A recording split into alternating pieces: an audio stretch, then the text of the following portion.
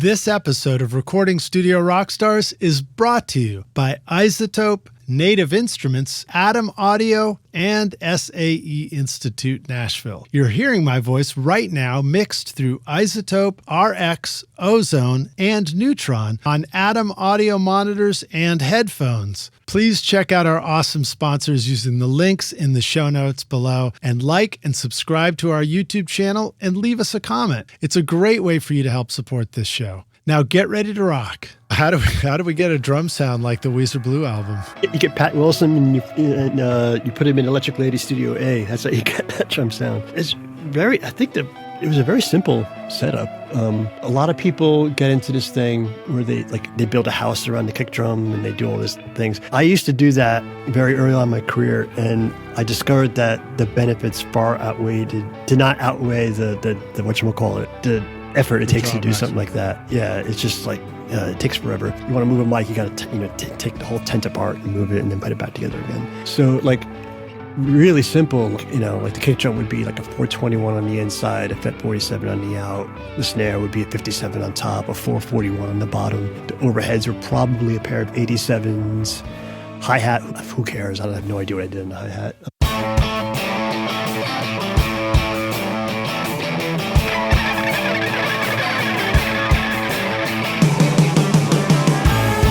Welcome to Recording Studio Rockstars. I'm Lid Shaw, and this is the podcast created to help you become a rock star of the recording studio.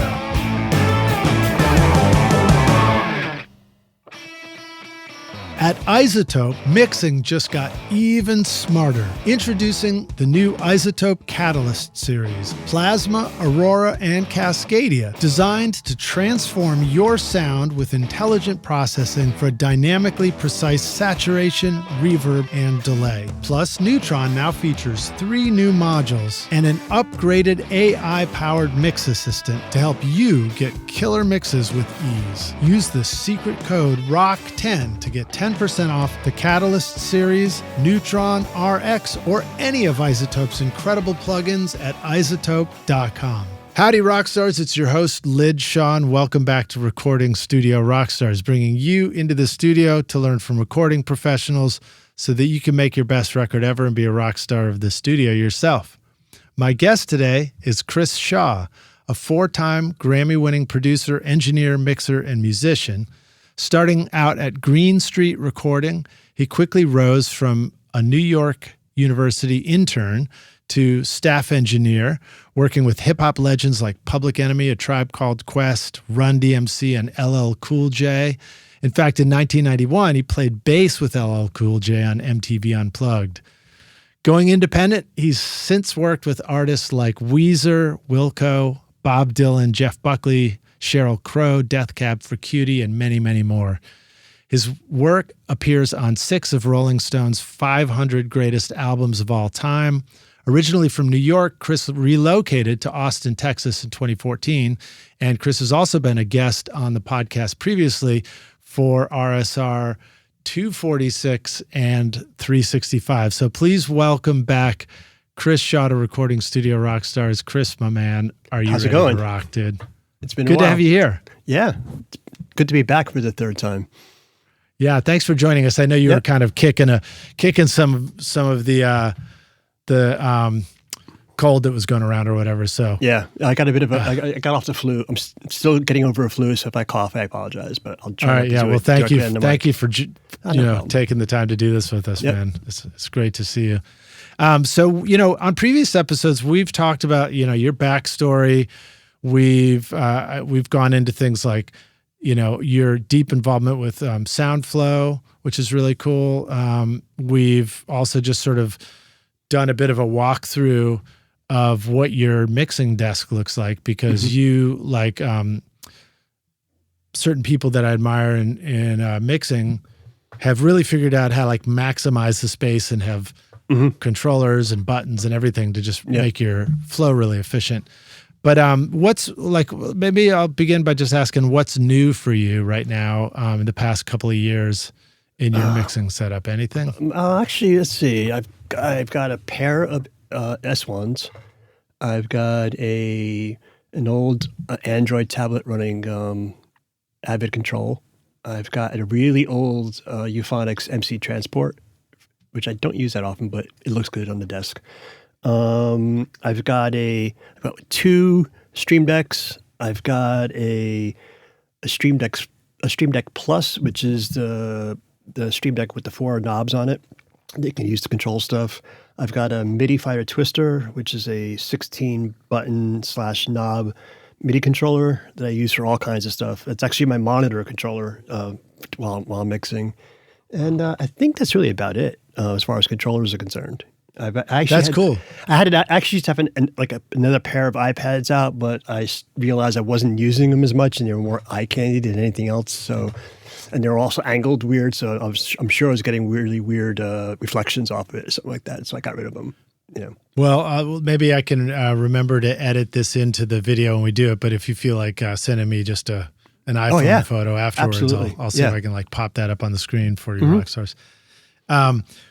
So let me ask you this question about that stuff with the dual S1s. I was doing that for a minute, and I found that having another U-Control app open on an iPad or on a Kindle Fire or whatever was kind of a cool way to have the touch screen control over opening and closing track folders. Right. What are some basic descriptions of your workflow when it comes to that stuff? To the controllers, like the S1 in particular, I actually don't use it as often as I don't dive too deep, and it's primarily for fader, pan, and mute control. Plus, on the bottom of each S1, there's these soft keys that now you can assign different commands to. So there's 2 of them, so each one has 8, so I have 16 extra buttons to do stuff with. But most of the stuff I do, I use SoundFlow, and I have either a keyboard shortcut for it or a Stream Deck button for it, because I find that it's just a little bit faster to do things that way, because I can really fine-tune how I want things to work, But my most used command actually isn't a SoundFlow command, is when I'm mixing a track and I've got the edit window in front of me. I always like to have whatever fader I'm working on banked all the way to the left, because it's just really convenient to have my hand on the keyboard and ride a vocal with my left hand. So if you hold Shift Control and you click on that track label, it automatically scrolls it up to the top of the edit window, and that causes all the faders in the S1 to bank to that side. So I use that a lot to shuffle around and move around the session. And also, a lot of people use folders to organize their tracks. To put all their drums in a drum folder, the guitars in a bass folder. I really don't do that, because before we had folders, I used to use memory locations to do something very similar, because with memory locations, you can set it to show and hide tracks, So I had a drum, I have 10 of those set up memory locations, and they're always the same thing. 89 is drums, 93 is vocals, 94 is background vocals, 91 is electric guitars and stuff like that. And I can show and hide things way faster because I have muscle memory, and I just use the number pad on the keyboards really quickly. So I can zip around a session like that. But I do use folder tracks for I've got these oohs and ahs for the chorus. I'll just throw them all into a folder, and then that way I can just throw a compressor or whatever on it, and EQ and stuff like that. But I don't use too much of the Yukon commands as such, because I find that I can get a much more granular experience by just writing custom commands in SoundFlow to set things up the way I like to. Yeah, that makes sense. And when I did a mixing event with Colin Dupuis, he was sort of showing me some of those same ideas of using the show and hide feature. It's one of those features in Pro Tools that I sort of always saw it was there, but I didn't really pay any attention to it, because I always thought of that entire window in Pro Tools as just markers on the timeline. Right. Until, you start discovering, these can be zoom settings, these can be show and hides, all kinds of stuff. They can be window arrangements, all that stuff, which I don't actually use the window arrangements at all. It's one of those things I just never got into, because I just never even touched. I'm sure I'm missing out a lot, And I know a lot of guys, though, who do use the folders to, shuffle around. I know Sheps is a real big fan of using folders because you can like just tap on it on your tablet and it automatically just spills out the folder across your faders and stuff like that. I could never figure out how to close the folder again though. When you just double tap it. You just double tap the select key on the same exact, Oh man! So you double click to open it, double click to close it, and there you go. And I it's just find I could have had a V8 moment. Yeah, exactly. But it's like it takes a while to get into using that stuff. Like when you're first learning how to do it, it just seems like it slows you down, and it's sort of like an impediment to like getting around a session. But if you stick with it long enough, eventually it just becomes second nature. The same thing happens like when I do the show high tracks using the memory locations. It's literally muscle memory. I can literally, I don't even have to look at the keyboard. I know exactly how to call up my vocal and call up my guitars and stuff like that. So it's great. What do you do in your process? I mean, you must iterate still, right? Like, do you sort of incrementally add new, like teach yourself how to do new, deeper commands on things? Yeah. Do you have a process that works for you for adding that stuff where you don't feel like you're delaying everything too much? I just like, I always keep either a notepad on my computer or a physical notepad, which just when I find I'm kind of doing the same thing over and over again, and I just like, I know I can do that faster somehow. I haven't quite figured out, I don't know how, but like I just make a note. How can I get around this? And it's either a SoundFlow thing or it's just learning a new keyboard shortcut. It's something, sometimes it's just as simple as that. And occasionally I still sit down and I read the manual. Every time a new version of Pro Tools comes out, there's always a what's new. And I just read through it and I'm like, oh yeah, that sounds like something interesting. I could probably incorporate it. And I try it and I make a point of trying to use it as many times as I can during a session. And if it sticks, it sticks. If it doesn't, just move on. You don't have to know everything. You just need to know the things that make you work faster, Yeah, that makes sense. I mean, Pro Tools specifically is, is designed for so many different use cases. Right. Exactly. I know a lot of guys in post through the SoundFlow forum, and when we talk about our workflows, they're just so different. They're so completely different, Do you have to manage 500 tracks at a time ever like those guys do? I've had mixes where that topped out at like 270, not including my template on its own is 80 tracks, and then you bring in another, 150 or 200 from an artist. And then, it gets pretty dense pretty fast. So figuring out ways to navigate around the session as quickly as possible is super, super, super important, How steady or consistent is your tempo? Is it like hewn in granite rock and doesn't change? What do you mean by tempo? Oh, excuse me, not your tempo, your template. That's what I meant to say. Yeah, sorry. I try to change. A lot of it is hewn. Like I have some, like my parallel drum bus hasn't changed in a dog's age. But every once in a while, and I'll check out a new plugin and I'll put it in my template if I think it's doing something interesting. Like on my drum bus, I have a whole bunch of different compressors and limiters and saturators, but they're not all on. They're just in and deactivated, and so I can just pop them on and off as I like.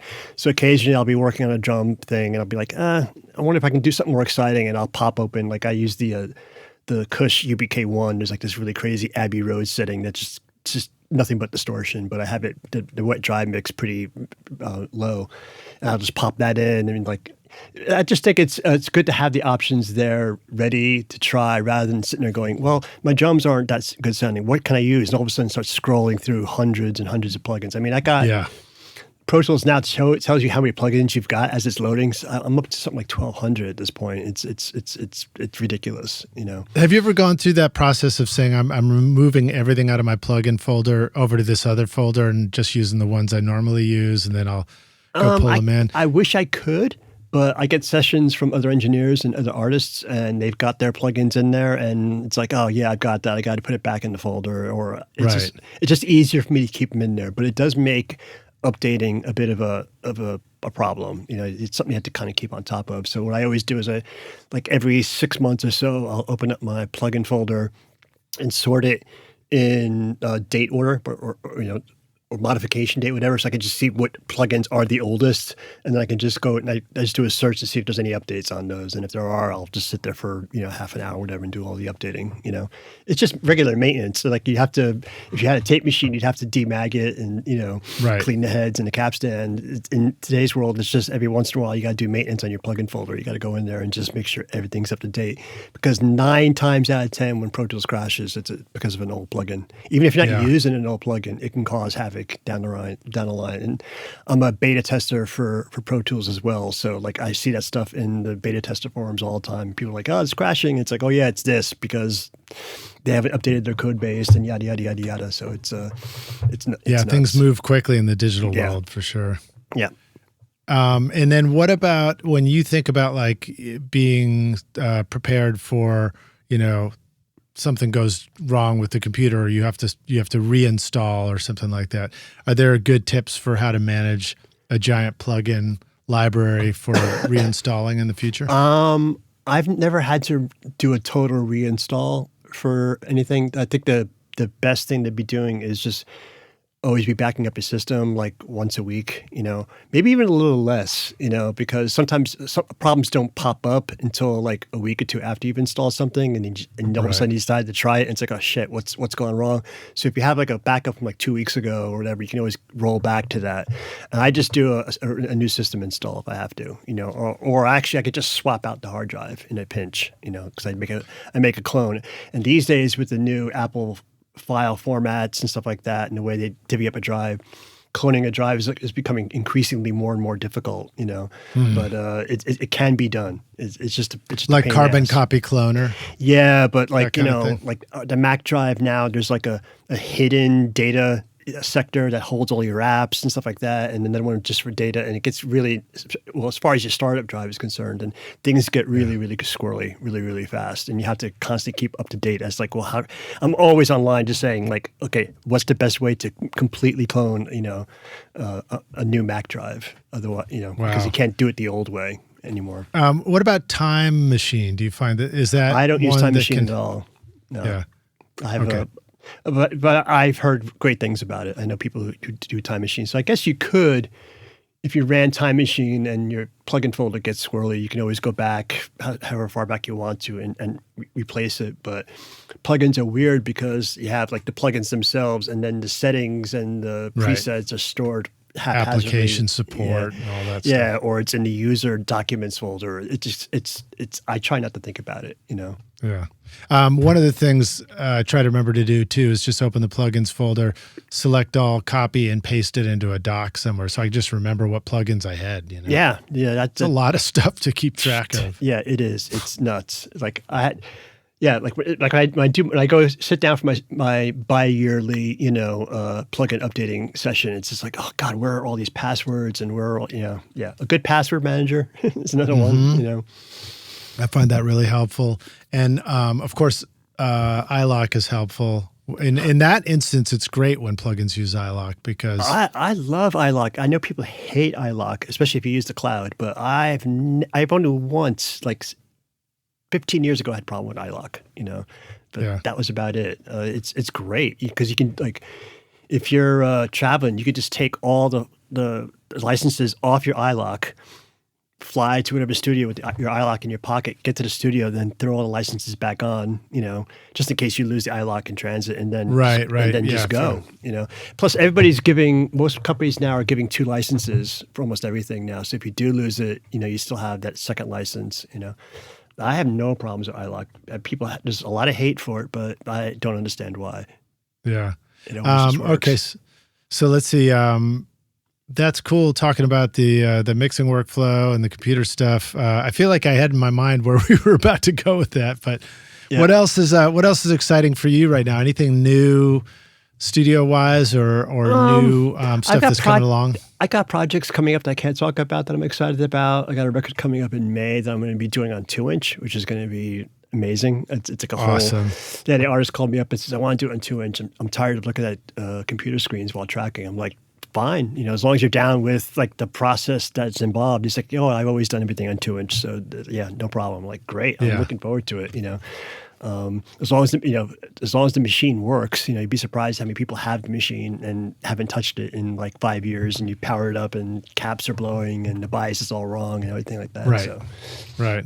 Is this? Should I ask you where you're going for that, or is this more? It's going to be locally. It's going to be here outside of Austin in Cedar Creek. Cool. But it's hopefully we're going to visit the studio next Monday to check it out. But it looks really great. So you don't know what kind of tape you're going to use yet, or anything? Not yet. Whatever's. What's available these days? I don't know. That's a good question. I have to research. That's the reason why me and the artists are taking a tour of the studio on Monday, because we got to talk all those details out. I'm thinking what probably will wind up happening is we'll do all the recording on like 1 or 2 reels of tape, and as they finish, we probably transfer them to Pro Tools, and maybe I'll be mixing off of Pro Tools that way. I'm not sure. I haven't really asked the artist if he's like diehard, like all the way through, mixing off of analog and all that stuff as well. So you never know. It might turn into a Bob Dylan thing where like, the rough mix they do at the end of the day is the mix, and then we just roll with it and keep going, so. Yeah. What about console? Do you know what kind of console? I think it's a SSL AWS, but there's a lot of cool vintage like tube gear and compressors and mic pre's and ribbons and all that stuff. And that's actually a really quiet console. I've tracked on those before. They're great. Very clean, but like I'd rather have clean than like not so great sounding and funky, Yeah, AWS is a great console. I took a few of those down to Bonnaroo over the years to my studio there, and the whole thing runs off a 110 regular outlet plug. Yeah, you just plug it in. It's insane. It's totally quiet, no fans. Troy Germano with the Germano Studios, when they opened up, I was like, "Where's the machine room for the console?" And he pointed me to like this rack in the back, and it was just like this big, and that was it. It was just it was a power cable and Ethernet cables. That's all it was. It was just insane. And yeah, it's great. Dreaming of a career in audio or the entertainment business? SAE Institute Nashville, in the heart of Music Row, offers hands-on programs where you'll learn on professional-grade gear with industry pros, learning through real projects, not just lectures. Explore studio production, live sound, audio for film, and a whole lot more. Or take the entertainment business program to learn about contracts, promotion, and more. With diploma, associate, and bachelor's programs, there's a path for you. Book a tour today at nashville.sae.edu or call 615-244-5848. Well, that's cool, man. I mean, when was the last time you got a chance to do an all analog record, Like start to finish, like so for clarity, Rockstars, that would be not transferring it to the computer to complete it, but like it's on tape, it goes through the console, and then it gets mixed down. That's a really good question. I wouldn't know. It's definitely more than 10 years ago. It's 90s for me, but it was still mixed to a DAT. Well, let's see. And I mean, of course, my Bonnaroo studio was all analog because it was just, there was no multi-track involved. It was live mixing through the console. Right. But I do remember being so struck by that, like sonically, when you don't, we take so much, computer stuff for granted because it's how we work these days. But when you have a chance to hear like a pure signal, like, just take a mic and plug it straight to your speakers, but be careful. Yeah. I really love the workflow of analog. It's just like not just like sonically, but like rewinding and being able to talk to the artist while you're rewinding, being more thoughtful about takes. It's like, oh, just run it one more time. Let me see if I can get that one word. No, you're not doing that. You're trying to get an entire verse down, or you're punching in like a whole solo, and you can only punch in, there's only so little you can punch, before it starts to sound weird. So like bands rehearse more beforehand. The songwriting is usually a bit more complete by then. If you editing is like a major event, it's like, okay, we want to take part from that take and then part from that take, and you actually physically chop the tape, which I did that for somebody about 6 years ago because we recorded on analog, and like for some reason we couldn't transfer it to Pro Tools right away. We needed to do an edit, and like I just saw this guy sweating as I took a razor blade to his tape. He was like, "Oh my God, what are you doing?" And I'm just like, "No, it's simple." Andy Wallace told me this great story. He worked with somebody who didn't know anything about tape editing, and they did 2 takes of the song, and they were like, the guy was like, yeah, I wish I could take the intro from the first take and just tack it onto the second take. And he's like, yeah, we'll just chop it together. And the guy just started laughing as if he thought he was kidding. And then Andy sat there and he marked it and blah, blah, blah, and put the thing on the editing block and pulled the razor blade. And as soon as he started swiping down to cut it, the guy just freaked out. What are you doing to my tape? He's like, I'm editing. This is what we're doing. This is what we do, you know? That's so funny. I love doing it. I just love the physicality of it. Yeah.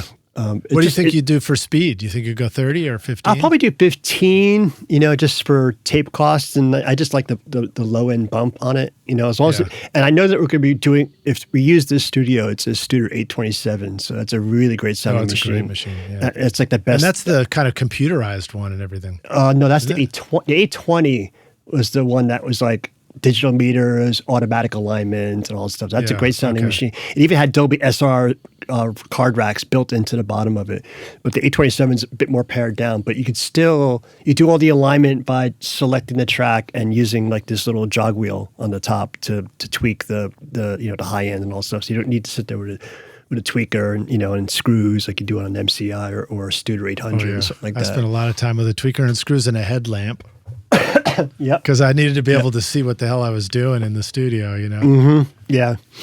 Yeah, I don't miss that part at all. And I never had the tweaker. It was always, so the tweaker Rockstars is a screwdriver that it basically has like a little safety ring around the outside of the flat head part, screw part, so that you can easily slip it over this post that has a little flathead screw in it. And you can turn it and not worry about it slipping off. Yeah. Right. But I never had, it was like, it was never around, or it was broken, or I couldn't find it. So I was always having to use just like a little mini eyeglasses screwdrivers, and you're just like fishing around trying to get the flathead. That is the worst. Screw part.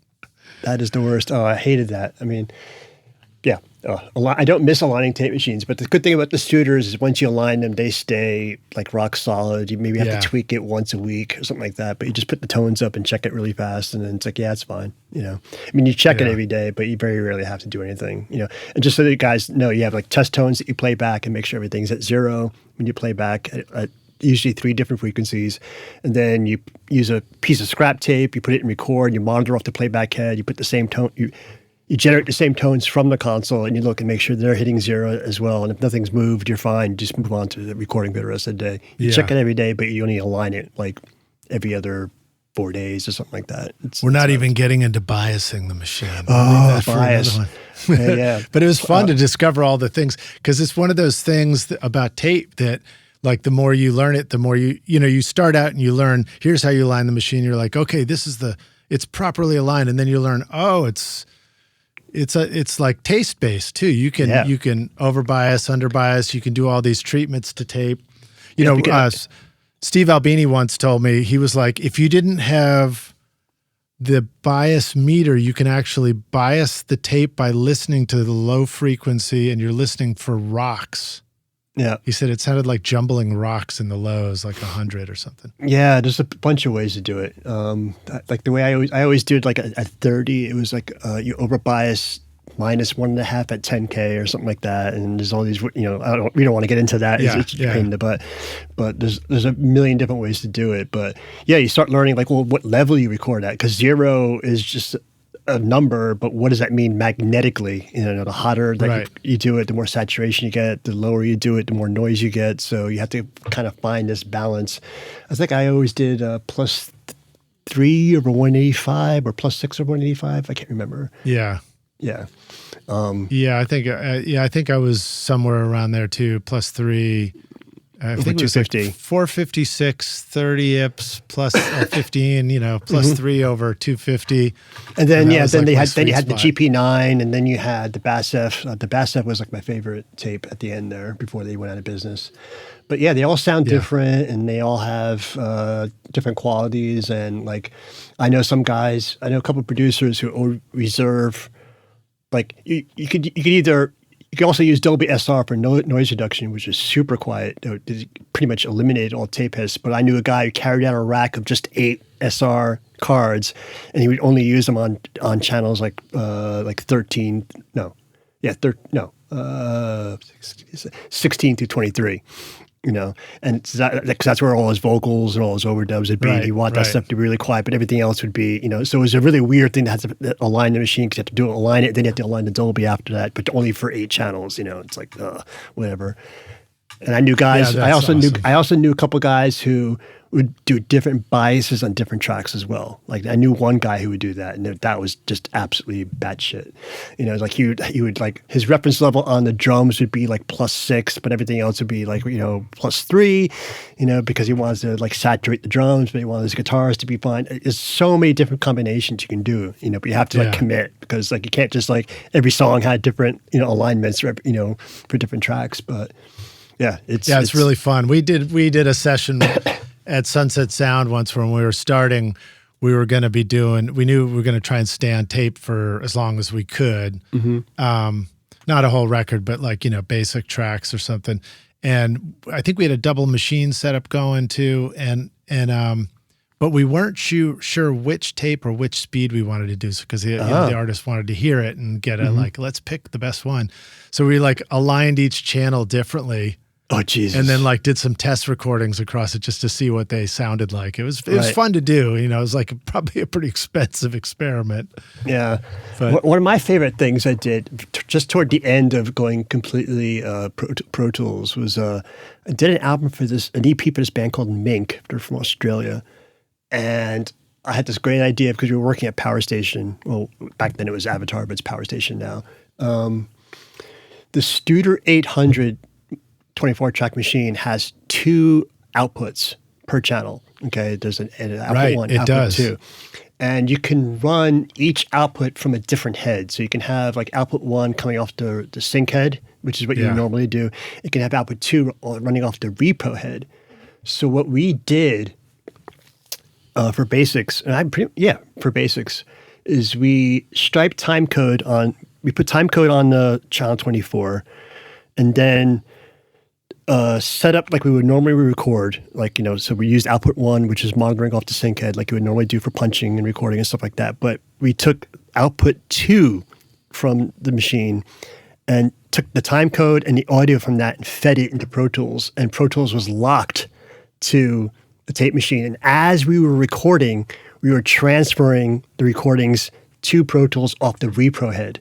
And what was really cool about that is that I was able to print way harder because the tape never wound on itself. So I never got any print through, right? Because it was, it was literally the freshest recording you can make, because like the sound would be recorded, and then a 30th of a second later, because we were at 30 IPS, it'd be picked up by the record head and transferred to Pro Tools. So we just like sat there and record. So we were able to live record and transfer at the same time.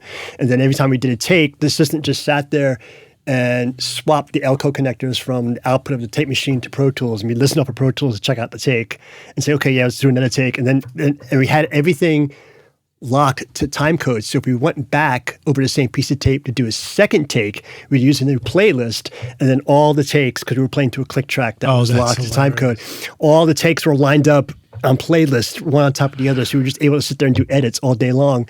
And then we did the same thing when we did overdubs too.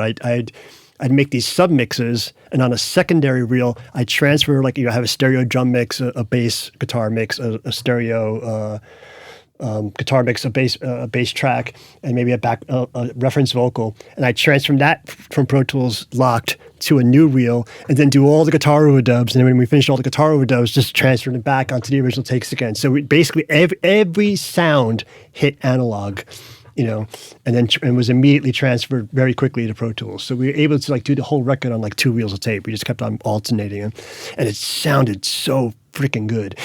It sounded amazing. Yeah. The guys at Power Station were like, that we've never seen anybody do that before. And it was something I just thought of at the very last minute. Is like, can we try this? I mean, if the output, you know, can we double check that output 2 is working and it's aligned properly? And it was. And I was like, let's just try it for one song. And if it doesn't work, we'll just, you know, record to tape, and then after the take is over, transfer it to Pro Tools. But that doubles the amount of time it takes to, you know, transfer stuff and everything. Yeah. So we were able to transfer and record at the exact same time, and it sounded brilliant. It was one of the best sounding analog recordings I ever did.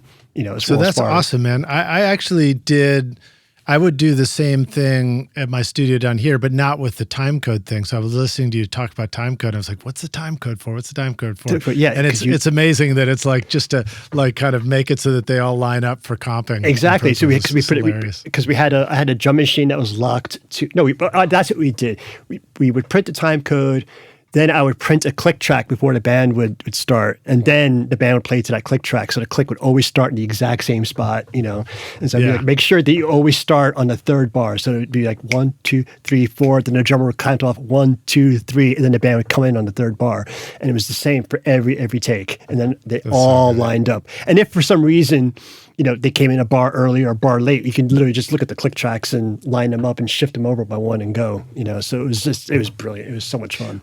Well, what's so cool about your story too is I remember seeing the A80, the Studer, and seeing the back, and I was like, "Holy shit, this has got 2 outputs." Because I call it the tape bounce trick, you know, where you'd mult at the patch bay, you might mult to 2. Let me think how we would do this. I'd mult the output of the mic pre and send 1 to tape and 1 to Pro Tools, and then like the tape one would bounce off the repro and come back in on a second track in Pro Tools or something like that. But when I saw the Studer, I was like, no way, this thing does it. It's built in. You can just patch right into the tape machine and it spits out both versions for you. Yeah, exactly. It's fun. It's one of those things like it's like not many people have access to all that gear in order to do it because you need a synchronizer, you need a time code generator, you need a Pro Tools rig with a sync IO on it. You need all that stuff. It's not cheap at all, but if you can do it, it's spectacular. It's absolutely spectacular. Yeah, it's a really cool trick. So Rockstars, if any of you are using tape and you've got a repro head, I definitely encourage you to figure out how to bounce it into Pro Tools in real time on a track that's muted. Yeah. So that's muted. You're not hearing it while you're recording. You're hearing the input version. Mm-hmm. Yeah, and you can just line up the waveform. Because it's pretty, it'll slightly drift in and out with the line track. But if you like the sound of it, just keep the tape version of it. You know, it was pretty good. I remember measuring it, and it would be just like a handful of samples. Yep. Drift in and out because it's not that much of a delay from the record head to the repro head. Yeah, exactly. Yeah. Steady speed. Well, that's cool, man. Right on. Well, let's see. What else do you think will be different about doing a record on tape when you guys go do this? How do you think? Like I was saying before, it's just a little bit more thoughtful. You have to be a little bit more on your toes when you're recording because there's no undo button. So if you punch out that vocal, it's gone, Yeah. It's just something about the thing about I love about tape is it's basically you're applying at least one form of processing to everything on your album because most studios now. Computer-based studios, everything will have like a mishmash of different mic pre's and different equalizers and stuff like that. And so each track will sound different, whereas having a console, you have everything coming through the same mic pre. Then you go into tape and you're applying the same amount of tape, saturation, coloration, what have you, to every track on the record, and it glues it together in a sonic way, not necessarily dynamically or anything like that, but it just has like a sonic like glue to it where everything just has that imprint of analog on it. And that's what I think. I mean, people romanticize analog, for the wrong reasons, I think, but when analog is working and it's tweaked to its perfection, it's just a glorious thing. I think a lot of things that people romanticize about analog is just are the imperfections, the obvious imperfections, right. Because I remember I was talking to Tony Visconti, and and he would say, back in the T-Rex days, I would have killed to have a Pro Tools rig, not because of the editing or anything like that, just because whatever the signal I put into tape did not come back at me. When I would listen to the track on input and then record it and hit playback, what came back was radically different, and I didn't want it radically different. I wanted it to sound more like what I put in there. But you learn how to take advantage of those sonic imperfections and lean into it more.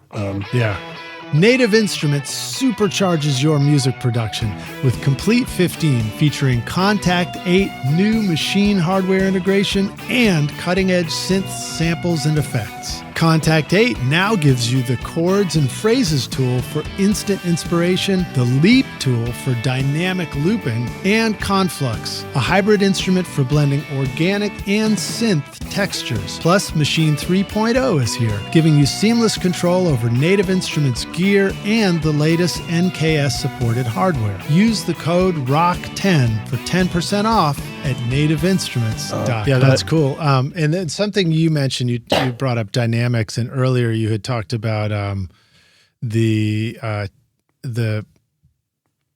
elevated levels of aligning a tape machine. Mm-hmm. So I feel like we should explain that to Rockstars. So the elevated level essentially means it's if you almost thought about tape like an 1176 or a distressor where there isn't a threshold button for compression, you just simply bring up the input level and then you hit the threshold and it compresses. That's kind of what happens in tape where, by doing the elevated level, it means that your peaks of level are in that squish in the tape zone, right? Yeah, and you get that thing where the tape starts to saturate gradually, and there's this window where you're getting saturation, and past which you're going to be getting like distortion, obviously, and then so there's that area in the middle there that's absolutely beautiful, and also a lot of things that we do with compression, is an artifact of having to record to analog, because on analog you've got this very narrow. Relative to digital, you have this very narrow window of fidelity. If you record too quietly, you're dipping into the noise floor of the tape. You go too loud, you're hitting saturation and distortion. And so you've only got 25, 30, maybe 40 dB there that you can play with where everything sounds safe. So compression was pretty much invented to squeeze the dynamic range of a signal so it would fit in that magic area where you're not discoloring or distorting or noising up the signal whatsoever. And because of that, compression just became in and of itself its own thing, because we were just trying, because if tape was infinite as far as dynamics were concerned, we might not have that, we wouldn't be using compression perhaps as heavily as we do now, because there's all this room in it, we have all these dynamics that we can recreate, but we don't have those dynamics, and we're squeezing it and we're abusing it just to make it fit there. So it's a really weird, not weird, but it's an interesting thing to think about as far as why we use compression, what it sounds like, because we're trying to squeeze those dynamics onto tape. Yeah, that's fascinating. Because you're bringing up the format, the recording format itself, as helping dictate what kind of dynamic we put on a record. But then there's also on the other end that we can't control is the listening format. Right. And it's sort of fascinating to think, if people all had perfectly quiet rooms to listen to music in with incredible hi-fi systems, we probably never would have invented compression. Probably just be making records with precision, ultra quiet parts and ultra loud parts like an orchestra. Yeah, exactly. That's why, if you listen to a really great digital classical recording on a really great speaker, it's a mind-blowing experience, because the way it just blows up at you when it gets loud and gets super, super quiet, and you got to really lean into it. You can't really, there are very few records today that are done that way. I just think, I think, yeah, it's we can talk about compression for days in this respect, because at one point, are you using compression? For me, there are three ways to use compression. You're controlling dynamic range, obviously. You're abusing dynamic range, so you're doing all buttons in with 1176, whatever. And I think the third reason, and one of the main reasons why I use compression, is for the color of the circuit itself. In 1176 on a low ratio, but it hardly moving, just has a sound because you're going through all those transformers or all those tubes or what have you. And for also the other thing for me is the more on a vocal, for example, if you really compress the living daylights out of a vocal, you get more of a chest tone out of a male singer. You just all of a sudden the tone of the vocal becomes much more apparent. but at the expense of like really exaggerated like T's, TH's, S's, and consonants like that. And so, especially now in digital, you can do things to reduce those artifacts and still keep the tone, So like if you look at my vocal chain, you might see anywhere between 2 to 4 compressors on the vocal. And it's not because I'm desperately trying to contain the dynamics of the vocal. It's just like I know that like a TubeTech CL1A, emulation has this really cool thing that it does with the low end of a person's voice, whereas the 1176 does something to the mid-range, and like this guy does really crazy things to the top end. And almost all those compressors will have like a very low mix ratio attached to them. And then maybe at the very, very, very end, I'll have a limiter on there just to make sure it doesn't get too loud. And that's it. But like, so I remember sending a session to a friend of mine. He's like, Christ, you got 5 compressors on this vocal. I'm like, yeah, but look at the mix knobs. They're not doing anything. They're just, I'm just blending in. I'm just blending in a little bit of, so it's like, it's sort of like the Michael Brauer parallel compression thing, but like on steroids, because you got like a compressor with a mixed ratio that's really low feeding into another compressor that's set at a high ratio, but the wet ratio is really low, and so on and so forth. So it kind of just sort of builds and cascades. It's not, none of them are really, they're all working really hard, but they're only contributing like that much to the sound. Are there certain plugins that have the mix feature and others that don't, that are worth mentioning or no? Pretty much almost everything nowadays has a mix knob. Like, I feel like a lot of the the Plugin Alliance and the Brainworks stuff. And like even the Wave stuff, like the LDSSL stuff. Recently, they added the mix knob on everything. Cool. Or even a DBX 160 now has a mix knob on it. But if you have a plugin that you love to use that doesn't have a mix knob, again, going back to what I said earlier about the Kush UBK1, that doesn't have a mix knob on it at all. So what you can do is I take the VST version of that and stick it inside of the Blue Cat Audio Patchwork, I think it's called, and right there at the end it has a mix knob. So you can use it. You can turn any plugin into a plugin with a mix knob on it. That's great. That's a great feature. I know I think Waves makes a rack. Yeah, I think that might allow things like that. There are parallel things. PreSonus was smart. They just put a parallel routing into their plugin architecture of each track. Yeah, exactly. I think if you use Reaper has a mix knob on all their inserts as well. What was the Blue Cat one again? I think it's called Patchwork. Patchwork, that's right. That plugin is kind of nuts. You can load in like 32 plugins into that thing, and there's like 8 input plugins, and there's like 24 parallel plugins, and then 8 like post plugins, and they all have their own mix knobs and power knobs, and you can automate all the parameters and all that, and it has macros as well, so you can like turn like 5 knobs on 5 different plugins with just one knob and stuff like it gets pretty nuts. I don't even dive that deep into it, but I literally bought it just for that, because it had a mix knob on it, Yeah, that's cool because you could set up a whole chain inside it if you want. Yeah, and they have a thing called an MB7, which is sort of like it looks like a mixer, but each channel is it's basically a 7-way crossover that you can put inserts in, so you can like apply like this this compressor on your low end, and this on your mid range, and this on your top end, stuff like that, and that's kind of interesting as well. I don't break out that often, but every once in a while it does the trick, Right on. Well, let's see. It's cool to hear about your mixing template. I know that'd be a massive topic just to keep talking about. Let's see, what else in your workflow is kind of templated that's worth mentioning too? What comes to mind about what about your day? What about your day of mixing? How templated is that? Yeah, right. My day. I get up at 5 o'clock. No, I'm usually sitting at my desk anywhere between like 10:30 and noon, depending upon how much sleep I got the night before.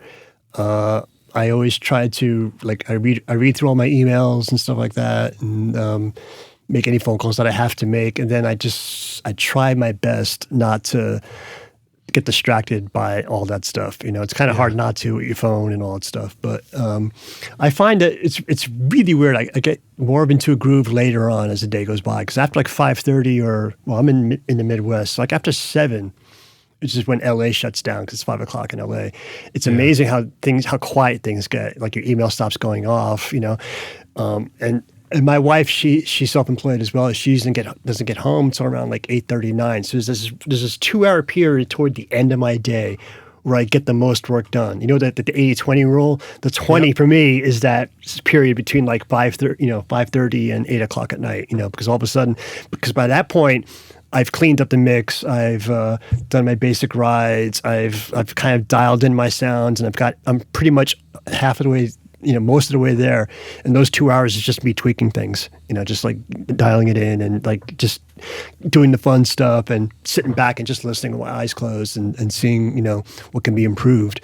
But everything up to that point is just like hair pulling. That's all it is, I'm a one-man operation, so usually the first couple hours of a mix session is just cleaning up tracks. But again, we talked about it in an earlier episode. I use SoundFlow to kind of just organize my tracks for me, and import tracks and apply my presets and all that stuff, and just take the user session, the client session, and conform it to my template. And then the first thing I almost always do, even if I decide I'm never going to use them, the very first thing I do on every mix is generate triggers for my kick and snare. Like a MIDI trigger for each kick and MIDI trigger for each snare, as well as audio clicks, like audio triggers, for the kick and the snare. So that way, later on, if I decide I want to trigger using a slate trigger, I've got an audio click. If I want to use battery, which is where I usually MIDI trigger most of my samples, it's all ready to go, because nothing worse than like doing a mix and being like getting through the guitars and realizing, damn it, I gotta trigger that snare. It's just not going to work, and you have to stop and go and do that. So I always like get all of that done, so that way I don't have to change brains and go from like editing triggers to going from mixing to editing and making triggers. But so your triggers would be MIDI triggers, MIDI triggers and audio triggers. I have 2 tracks in Pro Tools. Like my audio trigger track has actually 2 playlists. There's audio trigger dynamic, where the triggers follow the dynamics of the snare or the kick or whatever, and then there's another playlist that says snare trigger normaled, and that basically every trigger is exactly the same, dynamic. So it's just a solid line of triggers. But what's really cool about having those triggers beforehand is that you don't necessarily have to use them just for triggering samples. You could take, for example, the kick audio trigger and feed it into the side chain of your bass compressor if you want to duck the bass, with the kick. So you've already set up for that. Or if you've got a section of the song where the drummer's playing a ride, but he's hitting the snare too hard, and you don't have a ride cymbal, and you can't bring up the overheads because the snare's too damn loud, you can always duck the overhead with the snare audio trigger, or a MIDI trigger if you want to use a MIDI gate. So that stuff even if you don't use it for what they're originally for, you can use them for other stuff as well. Oh, that's a cool, clever suggestion about the those times where you were saying with the ride might be the situation where you're not reading it clearly enough. Right. You really want to push it in a mix, but the snare is just too overbearing. So being able to duck like precisely that snare every time it gets hit, so that way the ride just sort of stays where it is. Yeah, that's great. I like that. And then I use the MIDI the MIDI triggers like on the kick drum. I don't use a standard audio gate. There's this company called Cable Guys, and they have a thing called Shaper Box. It's a good one. And way back when they first started out, their first product was a thing called Volume Shaper. And what Volume Shaper was originally for was to simulate that, like ducking a synth with the kick drum, so you kind of get that swell, that rink, rink, rink. And you basically you could trigger, it would just do this LFO like volume shape that you can set to a certain tempo. You could have it triggered to the tempo of the track. So you can say, okay, every chord note, just keep ducking, keep ducking, keep ducking, and you can draw the shape of the volume of the volume envelope you want. And I realized, well, wait a second, if you can do a ducking shape, you can probably do a gating shape.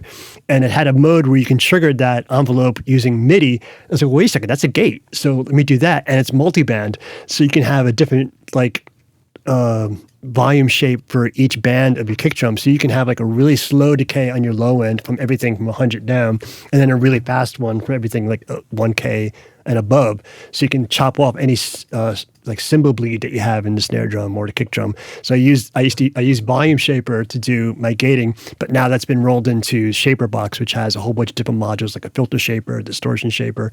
So again, all these MIDI triggers that you're generating with the kick and the snare can be used for other things, for like creative gating and stuff. Chris Shaw, you're the best, man. I love it when you go off on a tangent like that. I'm sorry. You drop some huge bomb on us. No, it wasn't a tangent. I just mean like that was a big discovery for me when I figured that out. I was like, oh my God, drums that were useless are now actually useful because I will go to the end of the earth to not use a sample. So having all these tools at my disposal to shape a drum sound is important. It's really important. I think what's the name? There's a couple of really great plugins that do shaping right now, but I can't really think of them at the moment. There's one that X for Records is, they make Serum, the synth, but they also make one called LFO Tool, right. I think it is. But I don't know if it does. So the key takeaway from what you just described, Rockstars, was this idea that Shaper Box now lets you feed a MIDI trigger input to trigger that envelope. Shape, that envelope. Because the envelope idea was really cool, but there were all those times where I thought, like, boy, it would have been cool to use this on a band playing something, but since this isn't EDM programmed and it's not on the grid, I can't use it. Because typically a shaper box or a volume shaper, it just triggers on the tempo. So every quarter note, it redoes the shape. So if your drum didn't land perfectly there, you wouldn't get the same.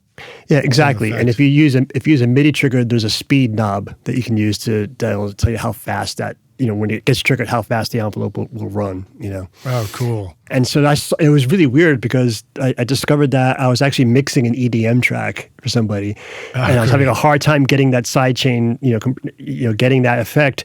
And I just happened to run across like something in one of my newsreaders, like that. Oh yeah, Volume Shaper just came out, and I was like, oh, let me try that. I was like, oh, this is great. And then I started digging into the parameters. Like, well, wait a second. You can trigger it with MIDI? Hold on a second. This is a gate.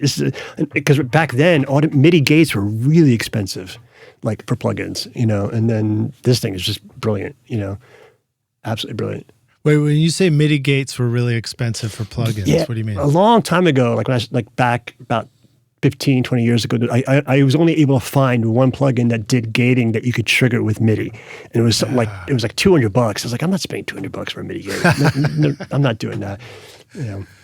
It's funny the things that which plugins we look at and we're like, I'm going to drop some money on that, or like, no, that one I don't want to. Yeah. It also depends a big part on where we are in our whole career path too, and our budget. Yeah, I mean, for me, if a plugin shaves, a half hour off of mix agony, it's worth every penny. It really is. Totally.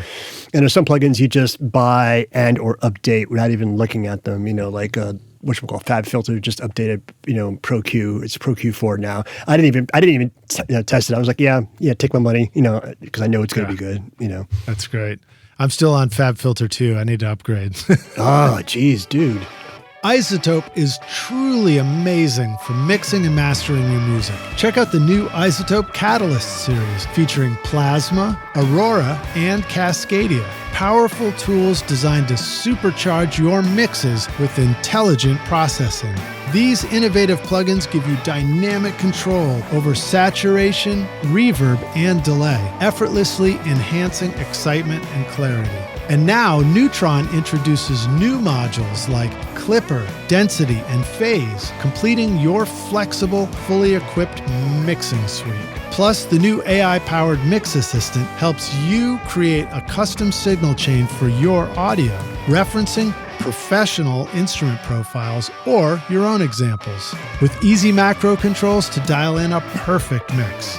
Use the coupon code ROCK10 to get 10% off Plasma, Ozone, Neutron, RX, or any of the fantastic Howdy, plugins Rockstars. We're back now for the jam session, iZotope.com. aka the second half of the show. My guest today is Chris Shaw. Not to my knowledge, not my distant cousin, but we could be through the audio industry, I suppose. Absolutely, yeah. You ready to jam? Sure. All right, cool, man. Thanks for humoring my silly title names for the parts of the show too. Right.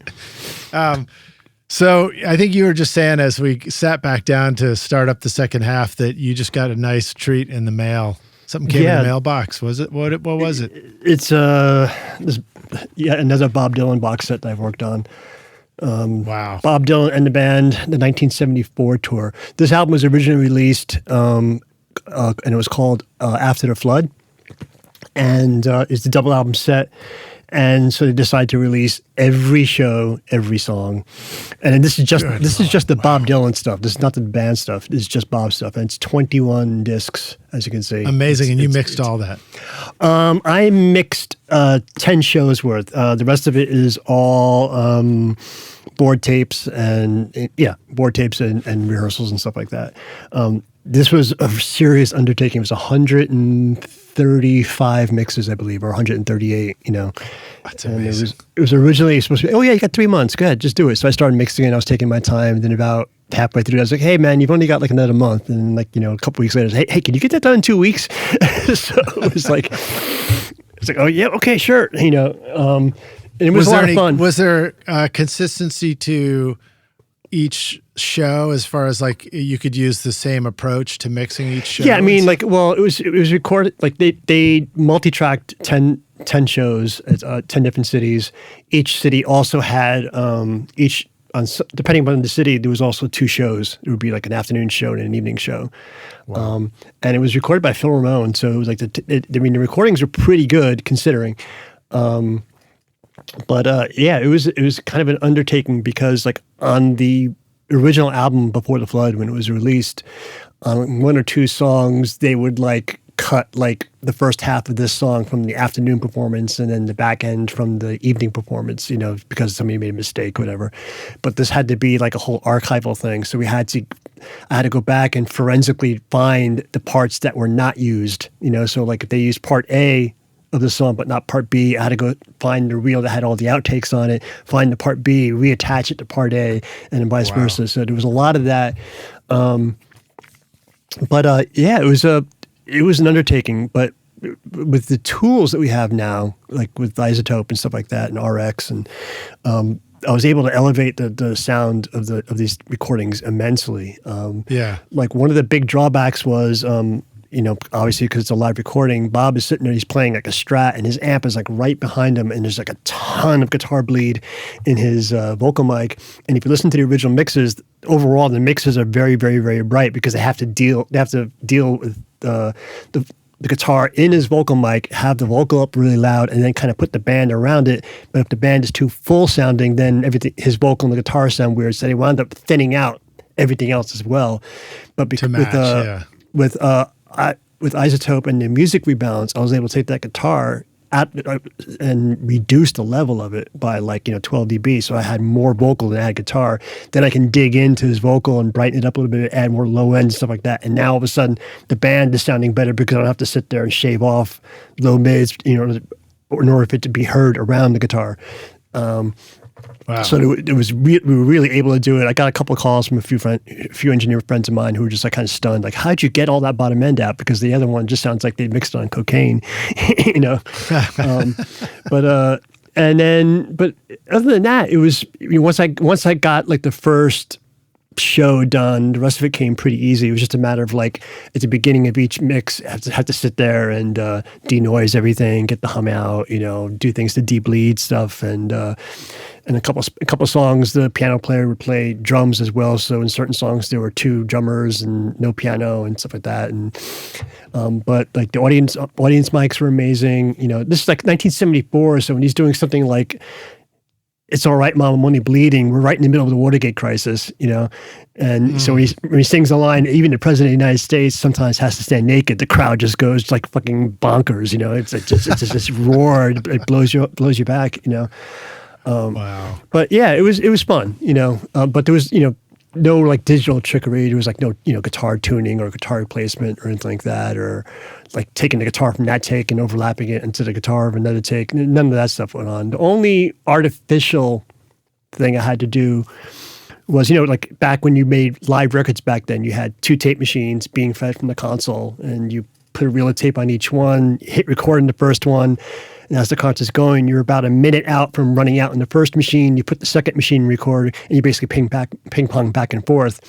On one show, they forgot to start the second machine in time, and we lost like 4 bars of one of the songs. No. But that reminds me of my projectionist days. Yeah, exactly. It's like being a projectionist. But fortunately, it was in the middle of like the last chorus where they were repeating the chorus over and over again. So I was actually able to take 4 bars from like the prior 3 repeats and edit it in, so that way I was able to save the tape, save the song. But that was the only thing we did that was kind of like artificial, per se. That's fascinating. It's fascinating. Yeah. Did you ever wonder if a listener would love to hear it play continuously versus would a listener love to just actually hear the tape roll off for a second and then start back up again? Yeah, Go like, I mean, there's like one or two songs where we didn't have an intro at all, or we're missing like the first like bar, and I tried to chop in intros from the other shows or other performances from the same day, and it wasn't working. So like on a couple of songs, you just kind of hear it go, and you're in the middle of the intro, Yeah.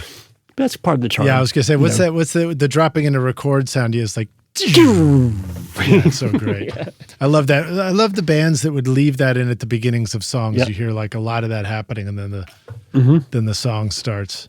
More fun things about tape. I've actually had people who've never worked on tape before ask me, "How do you do that? Like, how do you get that sound? Can you?" And like you're in a DAW and your Pro Tools, whatever. Like, I want to hear that sound. It's like, oh, I guess we could verify everything. You do a really quick verify on every track. There it is, Chris. That's your plug-in to go make with somebody. No, it's already done. It's verify. Does the downward? Yeah, like it does ramp up and ramp down. Yeah. Oh, okay. Maybe I need to go try it again. All right. Yep. Although, if you called it just the tape plug-in and then just had a couple of good-looking tape pictures, stop, probably get used a lot more. Yeah, call it tape stop and tape start. Yeah. Yep. I use the Waves, the Abbey Road vinyl one for vinyl stops. Sometimes. Oh, I never tried that. Yeah, it's pretty good for that. And then verify. And I also think the Shaper box has a weird time stretch, has a weird time thing that does that automatically as well. I'm going to have to go get Shaper box. I should have gotten it while we were taking a break during the podcast. Yeah. No, yeah. So what about iZotope though? You mentioned that. So you're talking about RX, using RX for things. Have you, do you use that all the time? So you're like very, very familiar with navigating quickly around RX? Yeah, I use RX like constantly. It's the greatest thing ever to happen to like electric guitar, like the last chord of a song and the hum and all that stuff. And electric bass as well. Like I think I haven't done a mix in 6 months where I haven't had to put RX on the bass to get rid of the hum on the DI side. Because I always really heavily process my DI, so by the time it runs through all the saturation, and if there's any hum anywhere in that signal, you hear it clear as day. So I use that all the time. And like again, on live recordings, or like if there's a take of the guitar player singing in the live room with the band, you want to use a part of that. The music rebalance thing is excellent for that. You can just leave the vocal fader where it is and turn everything that isn't a vocal down by like 12 dB. And it's funny because people are using that to generate stems. I use it for noise reduction, like people. Yeah, I find it really useful for mixing. I'm actually going to use it on a session coming up soon. Something I discovered recently that was very unexpected for me, which is, I think it's called dialogue or vocal isolate or dialogue isolate. And what I'm going to use it for is that we're doing a record where the drummer they're his songs. So he wants to sing. Maybe you should sing a scratch. We'll just put it at the drum kit, and then we'll get through the first arrangement of the song, and then I'll throw dialogue isolate on it suck everything out, and that's our guide vocal for the following takes. For the following takes, yeah, you could do that. Yeah, absolutely. We'll see. I don't know if it'll get all the drums out, but I've heard it get pretty amazing stuff out. It gets, when you try to eliminate the vocal, things get really strange. You get all these weird artifacts. But if it's just for a reference, I find that just bringing something down by like 12 or 15 dB is more than enough. To isolate it enough where it doesn't really bother anybody. Yeah. Another great place I found it worked really well is on voice memo. Acoustic guitar vocal demos. Oh, you can easily you go. Strip the acoustic out or strip the voice out. Mm-hmm. Speaking of which, did you know that Voice Memo now has an overdub feature? You can sing harmony. Yes, with your phone as the in the speaker mode. Yep. I knew that. Oh, the times are changing, right? They are changing. Go ahead. Sorry. That's about it. I beta test for iZotope, so I know what the stuff that they're doing behind the scenes, and like they kind of slipped behind slightly when it came to the stem separation, stuff like that, but they're catching back up, because all the algorithms are improving and stuff, Mm-hmm. World, that's kind of that nebulous world of, are we talking about,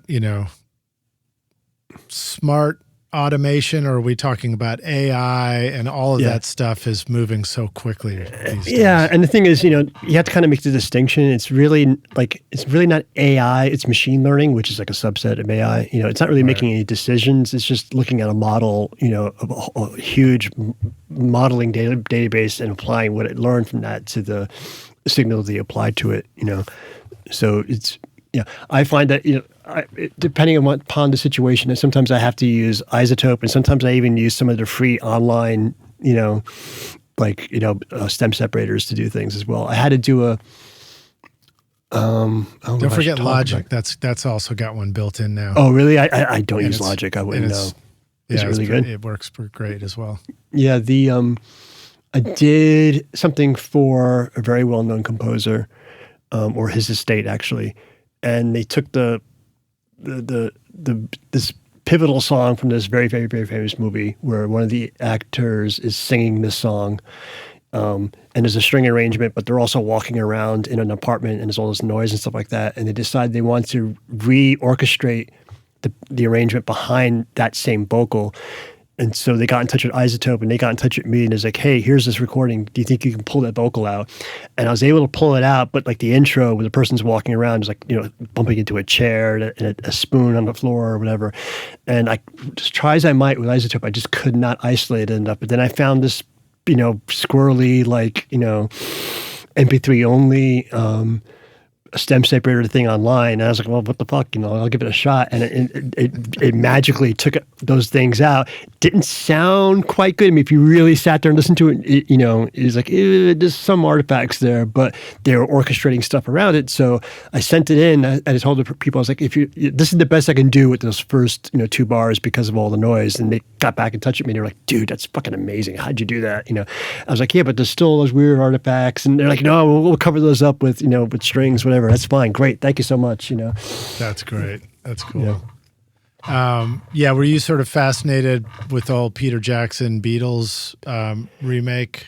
Yeah. I watched that series. I loved that whole Get Back film. I think a lot of people might have found it boring, but I was so happy when that got released because it's one of the first times I've watched a documentary where you actually feel like what it's like to make a record. You know what I mean? Like just the hours of waiting around and playing that same song over and over and over and over again, and not knowing where it's going to go. It's even more maddening when you know where it's going to go. Like, when they were doing, what was the song they were rehearsing over and over and over again?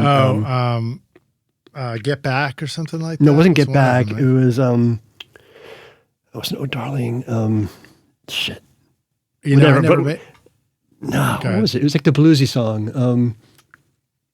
Whatever, they're recording it and they're not quite hitting it yet. You're like, no, that's not it. That's not the right melody. And then they finally do it. But like, it's like people I talked to like, oh God, I found it so boring. I was like, and then you would never want to be in a recording studio because that's what it's like all day long, just listening to that same thing over and over again. Hey, what are we doing? Oh, we're gonna rehearse oh darling, over and over and over again. It's like, okay, fourth day, we're still on this song. Okay. Yeah. I mean, it's funny. It like, what about for you? I mean, sessions, did you find sessions were often working like crazy on the song in the studio, or did you find that it was more like work like crazy on it, rehearsing for something, and then capture that, magical first take or second take in the studio? Well, it's like I only deal with, unless I'm doing pre-production, I'm producing the record. It's all about, obviously, the pre-production. I think once you get into the studio, it's just a matter of focusing on the performances. But, working with somebody like with Dylan or a couple other bands I work with, where like the band doesn't even know the song until you show up that day. And depending upon the musicians and how good they are, we're like, again, with Bob, I know I talk about Bob quite a lot, but his band is so good that like when they first learn a song, usually within 2 takes, you capture that magic moment because everything's still fresh, and it's like, oh wow, this is great, it's a wonderful song. And then the more you play it and re-record it and do take after take, the more the magic just kind of just magically falls away from it, Yeah. But for I find every moment in the studio, unless things are going badly, to be super enjoyable. I mean, I love the creative process. I love, as long as the session's constantly progressing, I don't care how many takes it takes to do a song. As long as everyone's still upbeat and everyone's still excited, and the momentum is there, then it's just like, it's fun. Are you ready to launch your career in the audio or entertainment business? SAE Institute Nashville, right here in the heart of Music Row, offers hands-on programs to prepare you for the industry. From studio production and live sound to audio for film and a whole lot more. You'll learn by doing, working with professional-grade gear alongside experienced industry pros. If you're more into the business side of entertainment, SAE's Entertainment Business Program teaches essential basics like contracts and promotion to help you navigate the industry. With diploma, associate, or bachelor's degrees, there's a path for everyone. Plus, Career Services supports graduates as they take the next step. Want to see it for yourself? Immerse yourself in Nashville's exciting music scene and book a tour today at nashville.sae.edu or call 615-244-5848. Now, what about for you in the decision-making process? When you find yourself in a place where you're accumulating more and more options to make a decision from, do you have processes that help you sort through things quickly, or be able to, compare and pick the best one? Well, I guess you would say something like talking about like maybe doing a vocal or something like that. Sure, vocal count's a great example. Yeah, I mean, I just gave you 150 vocal takes. I would never. I can't deal with that. For me, it's like let's do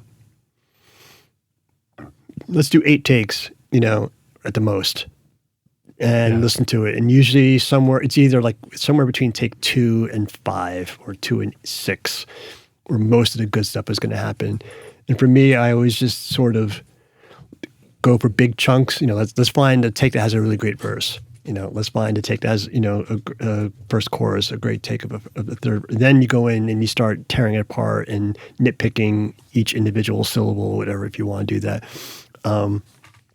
But yeah, I just don't have the bandwidth in my head to keep track of, more than 10 takes at a time. And not only that, but like, what are you going to get after 10 takes? I mean, it's one thing if like you're writing the song and you're just trying out tons and tons and tons of different ideas and you've got all these takes, you're not going to use them. Right. You're, at that point, you're just copying your writing, and you're copying together the melody. But if you've got the melody down and you're just doing take after take after take, you're either going to get it super, super early, or you're not going to get it at all that day. Or at the very least, after the 8th take, just stop for a few hours, move on to something else, and maybe come back to it. But when it comes to vocals especially, I think it's really demoralizing for a singer. The singer would have to be unbelievably confident in their abilities to be hitting a song like more than 10 times, I think. Yeah.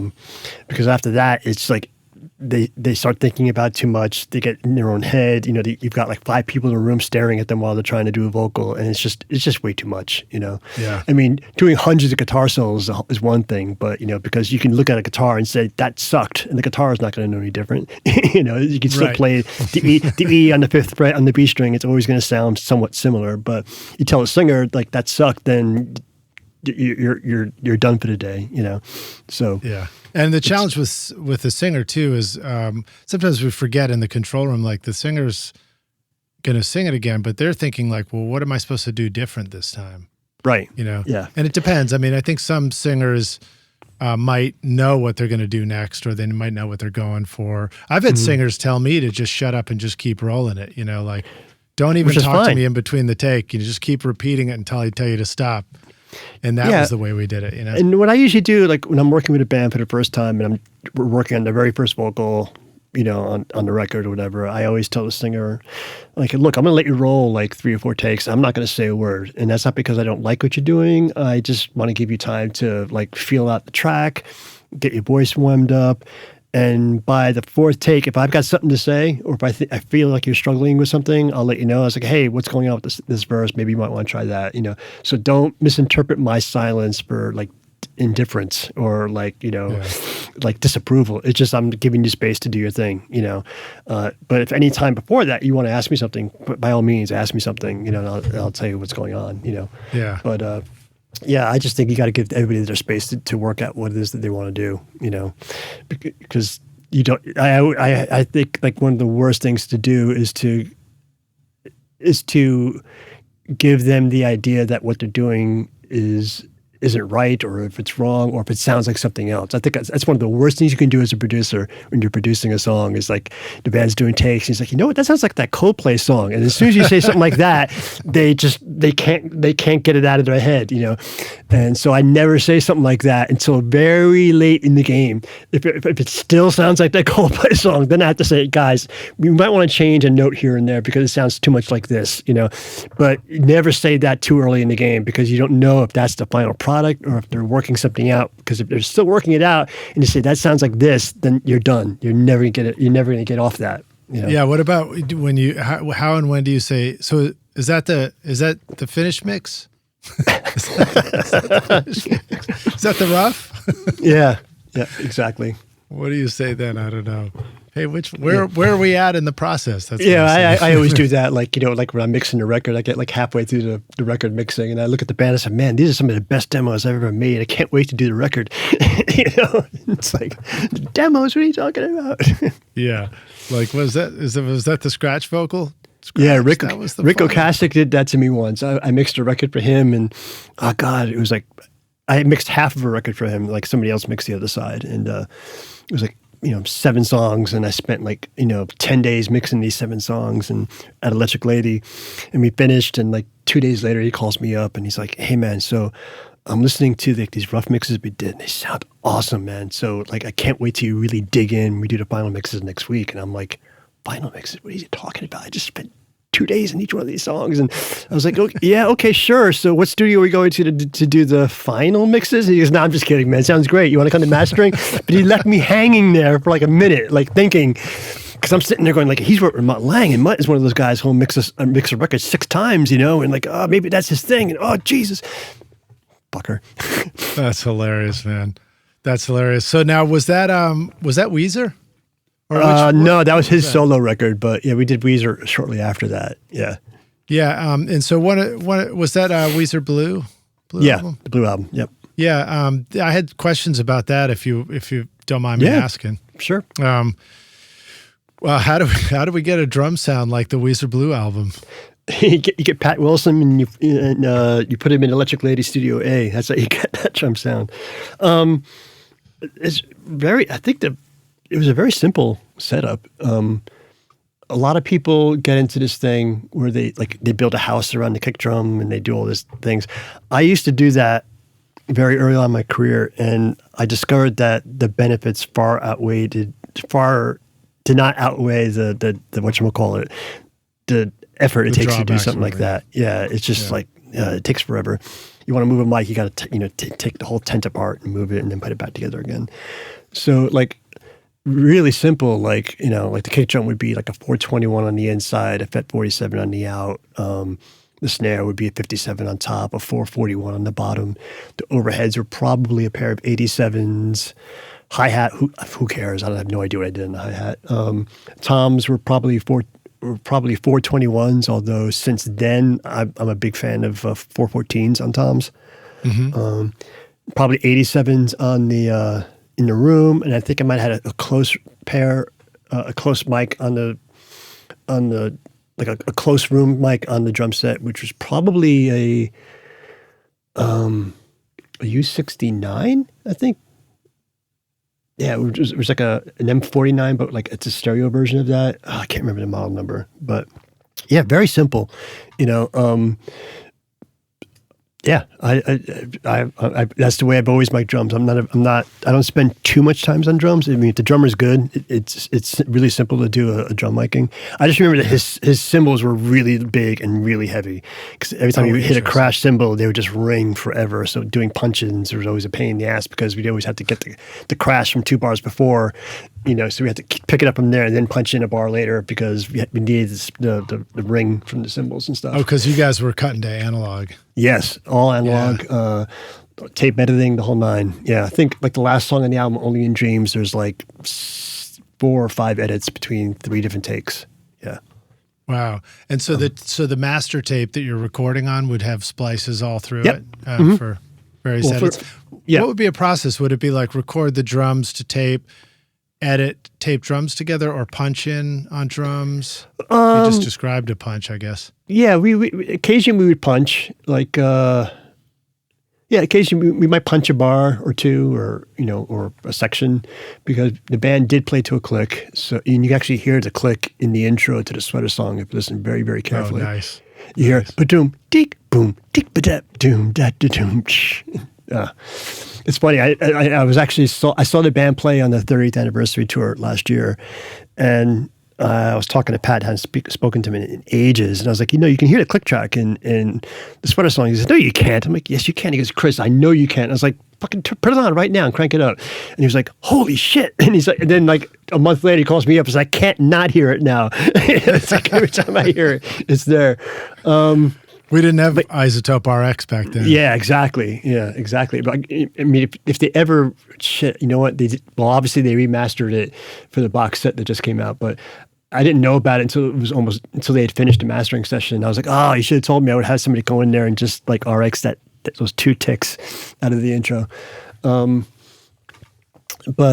we were talking. It's funny because stuff like that, like to my previous question, it's almost like leaving the mistakes into some jazz performance or a solo. It's like, which one's actually better in the end? I mean, it's like we wouldn't have a story to tell if there wasn't the 2 little clicks in there. I mean, it didn't hurt the song, right? It didn't hurt exactly. it. I just mixed a record where it was a very quiet ballad, and they recorded the Rhodes, and her Rhodes was really hissy sounding, like unbelievably. Like it was like a, and it was clear as day in the mix. And I was like, oh, let me get rid of that. So I took RX and I got rid of it, and then I mixed the song. And I kind of went, let's hear it again with the hiss back in. And I printed another version with the hiss back in. And it was a very moody song. And I sent it to the artist and the producer. I was like, I know this is super noisy, but I really like it. What do you guys think? And it was unanimous. They came back and said, oh yeah, the noisy version is so much better than the clean version, because it is adding that mood to it, And like the absence and the addition of noise is such a great production trick. Like if you listen to Closer to God by Nine Inch Nails, right? It starts off with that drum beat, and there's a hiss throughout the beginning, boom. And then when he gets into the second part of the song where he goes, help me, I've torn apart my, they mute the hiss, and all of a sudden the whole mix kind of goes like this, and you don't know what happened other than the fact that there's a bass, but there's something else vibe-wise that just kind of happened. And it wasn't until I listened to it like 8 times, like, wait, they muted the hiss. The hiss is gone. And it just it totally changes. It's like a really cool like scene change in the song. Yeah. That's anyway, enough of that tangent. That's cool. That's a good one. The Blue Album. Yeah. So the Blue Album. So, and then mix wise, I mean, things I noticed about it when you brought up the kick and the snare is the kick has a thickness to It's got like a pillowy puff thickness to it, the tonally, that just sounds so great, which I guess is that sort of maybe the front head quality. Yeah, it's the 47. The 47. Yep. And the way it's treated in the room, and the snare's got that, bright, crisp thing. It's just, it's interesting, I mean, and that was back in the days because we were on analog where I printed the top and the bottom on the same track. So it was sort of like once you made that balance, you couldn't undo it. So there might have been one or two songs when I mixed it out, probably would have thought to myself like, too much bottom snare. All right, well, I got to deal with it, But that's what you had to do because you need the room on tape to have, an extra track. Right, of course, yeah.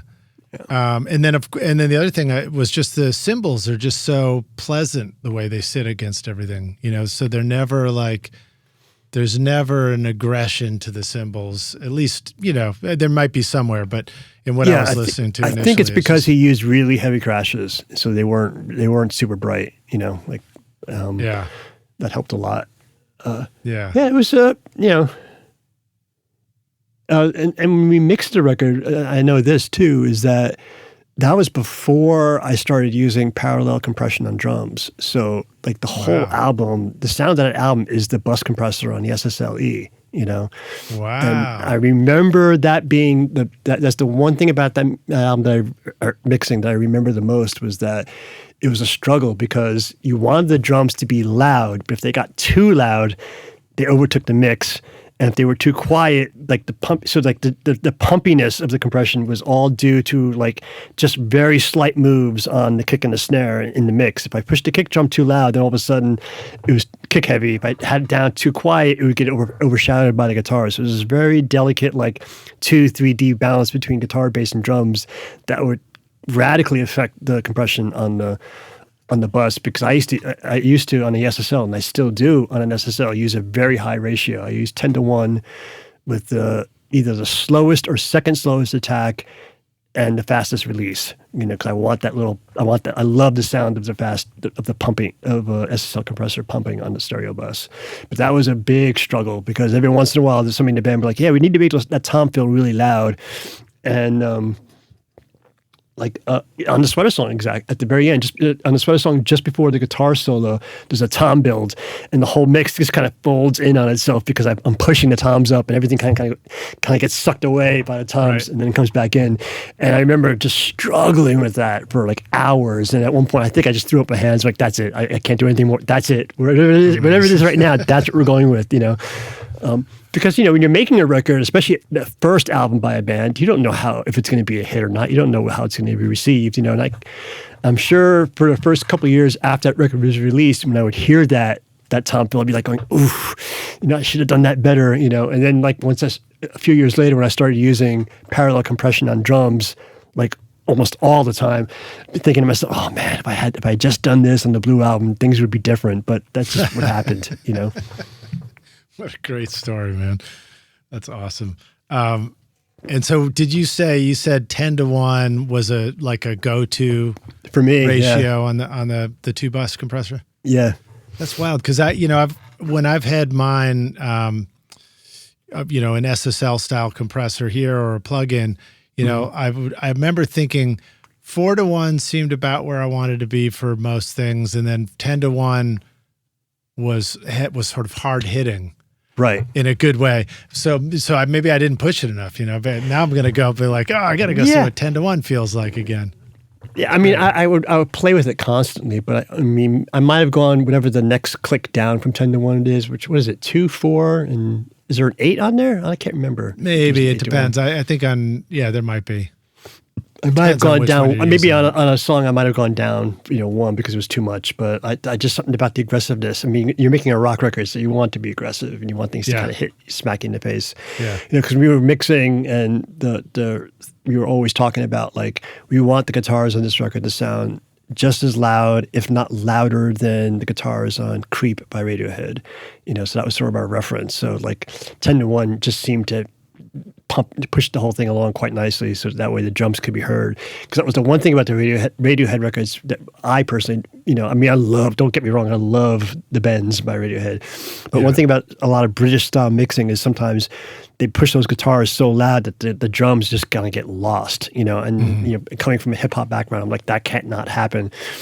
But in retrospect, you realize that the drums get lost when the guitars get loud for a reason, because it makes the guitars even more louder when the drums get lost. So for me, I was fighting with, why can't I have both? Why can't I have the drums loud and the guitars just like hit you over the head? So that was the whole struggle during mixing of that entire record for me. I mean, not a struggle, but it was just sort of like the thing that was always forefront in my mind.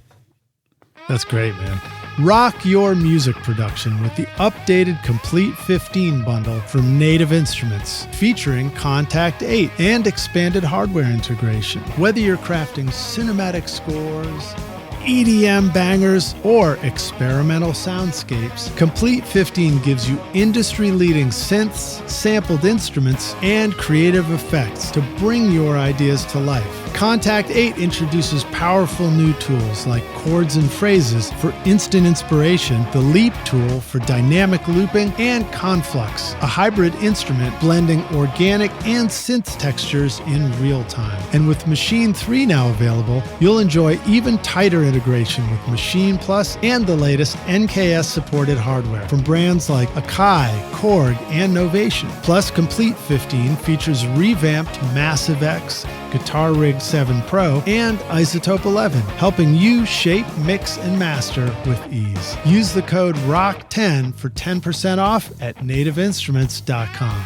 Oh, the guitars. That's what I want to see. What happens is I have an idea for the question I want to ask, and then you keep going, and I'm so interested. Then I get to the end, and I'm like, "What the hell was my question?" It was more about the guitars on Weezer. So, what about those distorted guitars sound so great, man. They just sound so cool. Weezer's got such a distinct guitar tone. What stuff do you remember from that, or that's worth mentioning? How about how you would have recorded them? Let's assume for a minute that it's up to the artist to get the right tone out of the amp or something. Yeah, I think back then my go-to, because this is before. I'm not going to say it's before the Royer 121 existed, but before I was aware of them. They may not have been making them back then. Was it 93? Yeah.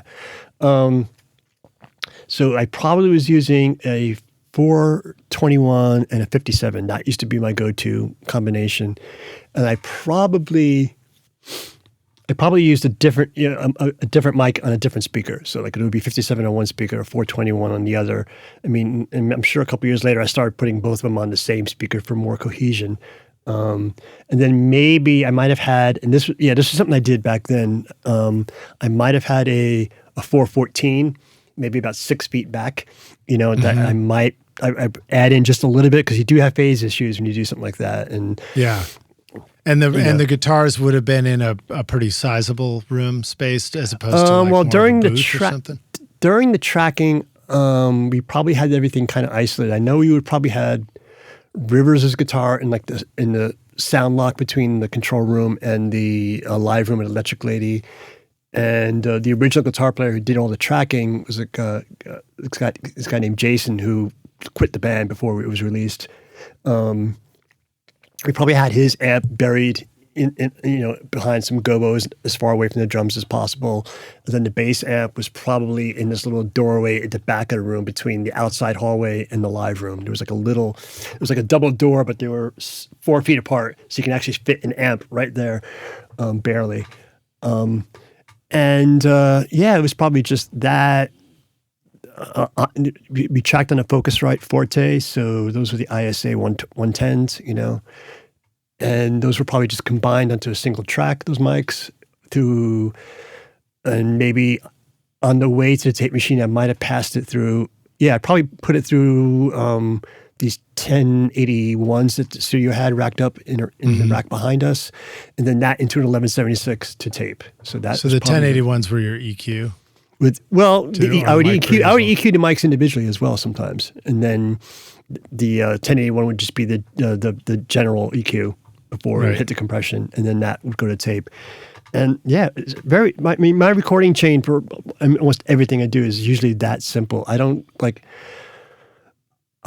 spending like hours and hours and hours getting tones. To me, the performance is way more important. So I learned very early on how to get a really good sound using the same like chain. Pretty much like this chain always worked pretty much on 95% of all the guitar players I would work with. I think when we got into the overdub stage for overdubbing guitars and solos, I think I might have added, believe it or not, a D112 to the mix as well. And really? Use that, yeah. The football shaped one, Yeah, where it's usually in a kick drum. Yeah, but like it was just one of those things I tried. Like I always. Every record I make, I always like use a microphone I would never use before on something else, just to see what it would do. Yeah. Well, it's a kick drum mic. Let's put it on the guitar, see what happens. And we would add it in. And when I'm blending the individual mics, let's say the 421 and the 57, what I usually do is I set a level using the VU meters for each mic, so they're hitting on the analog meters at like -3, so that when you add two of them together, you get to 0. Right. And then I would flip the phase out of one of them and then blend them together so they would cancel out as much as possible. And when you're listening to the inverted polarity version, where you've got whatever you're hearing, when you flip it back, goes away. You know what I mean? So like whatever, if you're hearing like some weird, if you like have two mics on an amp and you invert the phase and you combine them together and you're hearing like this weird thing at 3K, well, that weird thing at 3K is going to go away when you put everything back in polarity because... Right. So what I would do is I would flip the polarity and then blend the mic so that the most annoying frequencies were present and then put the polarity back in, Or I would if I'm hearing a weird thing, I would just maybe on one of the mics on my EQ to emphasize that frequency while it was out of phase, then pop it back out so they would cancel out. So you can do all kinds of crazy tricks like that. Wow. But in the long run, it's just for me, when I'm getting guitar sounds, I'm listening on the NS10. I want it just to sound like there's a very small version of that amp sitting on top of the console. And I'm hearing what I'm hearing in the live room in the control room. So you would typically have an NS10 up in front of you for the recording. I'm always using NS10s when I'm recording guitars. Even mixing now in your setup now. Yeah, in my setup at home, I've got my interface, the Matrix Studio, has built-in room EQ for all of your speaker outputs. So my NS10s are EQ'd to be a little bit more flat than they normally than you would normally expect them to be, because they're kind of close together. When you have NS10s close together, you get that really crazy hump in the mid-range, which drives me nuts, and I always wind up carving out way too much like 200. So I'd rather just flatten out the EQ on the NS10 so I could just mix the way I think they should sound, and then I A/B that against my Genelec 1031s. But yeah, I like to do my tracking for guitars on the NS10s. It just translates better for me from different systems. Were you mentioning earlier that the Blue album just turned 30? Yes. Yeah, 30. Next question. I guess next. How's that feel? So let's see. You just mentioned you told us about so Bob Dylan and the band, the 1974 album. That's the one that just came in. Yeah. That you were showing us. Mm-hmm. Awesome. Yeah. All right, I'm just going to keep flipping through some questions here. Share a story of working with Ice Cube. Oh God! And Ice also, Cube. how was looping different back then than it is now, if that's a relevant question? Well, looping was a black art back then. Like today, you just you go into your you just you edit the loop that you want to put into your track, and you drag it onto a track with warping turned on, and it just automatically conforms, and you're done. Whereas back then, you had like let's say an Akai S900, and you would sample the beat off the record or the loop off the record, and of course you had some stuff in the front and the loop that you had to get rid of, and the stuff at the end of the loop you had to get rid of. So you had like a little bit of sound, you had a little bit of whatever before the downbeat of the loop, and then a little bit after the fourth beat. And so you'd have to sit there with a keyboard attached to the sampler and hit it repeatedly while you trigger the sample repeatedly while like trimming the front of the sample, and you didn't have a waveform to look at. It was just a number. So you'd sit there and hit it and hit it and hit it and hit it. And so finally, every time you hit it, you were right on the downbeat of the song. And then you would, if that was like if that loop was the foundation of what you're going to make your song out of, then you'd have to figure out what the tempo was, and then you'd use a drum machine to trigger a MIDI note every downbeat, on a downbeat of every bar, and re-trigger that sample over and over again. Of course, it wouldn't quite line up because it would trigger too fast or too slow. Which is kind of what made it so cool, too. Yeah, right? But you get like, it'd be like doom, doom, dap, ba doom, doom, doom, dap, ba doom, ba doom, dap, ba doom, doom, dap. And they're like, no.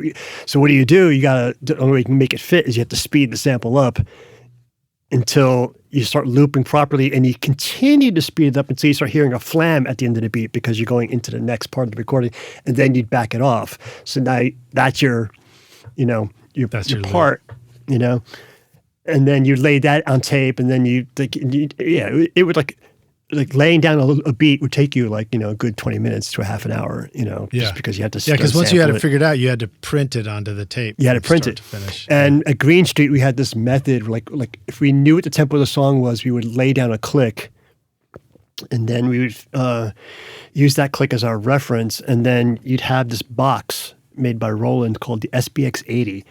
And what the SBX80 would do is it would convert time code to MIDI beat clock, which is what drove the tempo of your drum machine. And then you had an offset. So you can say, well, the song starts at like 1 hour, and then you'd have your click track, and then you lay your first beat down, and then you sample the second beat that would go on top of it, and then you play them together, and you realize they're not quite lining up for some reason. It's either because of the way it's being triggered, or it's the way you have the sample edited. They're just not lining up. So what you would do is you would sit there and you would pan the original loop to the left, the new loop to the right, and then hit play, and then record the results onto a 2-track machine, right? And then you'd go back to the beginning of the song, and then you listen to just the left channel, which is your original beat, and then scrub the tape until you found where the kick drum was hitting, and you would mark it with a lead pencil on the tape machine on the playback head. Then you turn off the left channel, you turn on the right channel, which is your new loop, do the same thing again. You'd scrub it, and then you'd find where that beat is starting, and it'd be off by like this much or whatever. And for those of you who don't know, time code is hours, minutes, seconds. We would be doing 30 frames per second. So there'd be 30 frames per second. Every frame would have 80 bits. So every second of tape had a resolution of 2,400 ticks, right? And if you took a ruler and you measured the distance between the two loops that weren't hitting quite properly, for every millimeter difference between the two, you would change the offset by 3 bits. So then if the loop was running late, then you'd go into the offset. So now instead of starting at 1 hour, you say start at 59 minutes, 59 seconds, 29 frames, and 77 bits. So that would shift the whole thing. And then you mark that down on the track sheet. Like, okay, the offset for this loop was this. So that way if you had to reprint it later, you didn't have to go through that whole rigmarole. And then you print the next thing. And then you could do the same thing with drum machines. If you wanted the kick to line up with the loop, you can do the same thing. And so at Green Street, we would literally, like mathematically, you offset all the parts, all the individual drum hits, all the individual loops, the bass lines, everything. So they all lock in on the downbeat and the click. So it was just like this. It would just take forever. And were you describing that they would also drift from the beginning of the song to the end of the song? No, they would say pretty solid. You know, like, I mean, maybe they would drift. Like we discovered at one point that if you were locking up an MPC 60 to a SBX 80, for some reason, it wouldn't lock properly until about bar 4, and all of a sudden around bar 4, it would just sort of like, okay, yeah, I know where I am, and then do that. So if we were ever using MPC 60, we made sure we had 4 bars of pre-roll. It's just all these tricks that we did. But we had the Green Street. We had a reputation for that. It's like if you got stuff you got to line up, just bring it to them. That you can figure out. They can synchronize anything. And that was sort of our deal. But some anything artists from wouldn't want that era that you miss. Gear or process. It was, or the art itself. The art itself, there's something about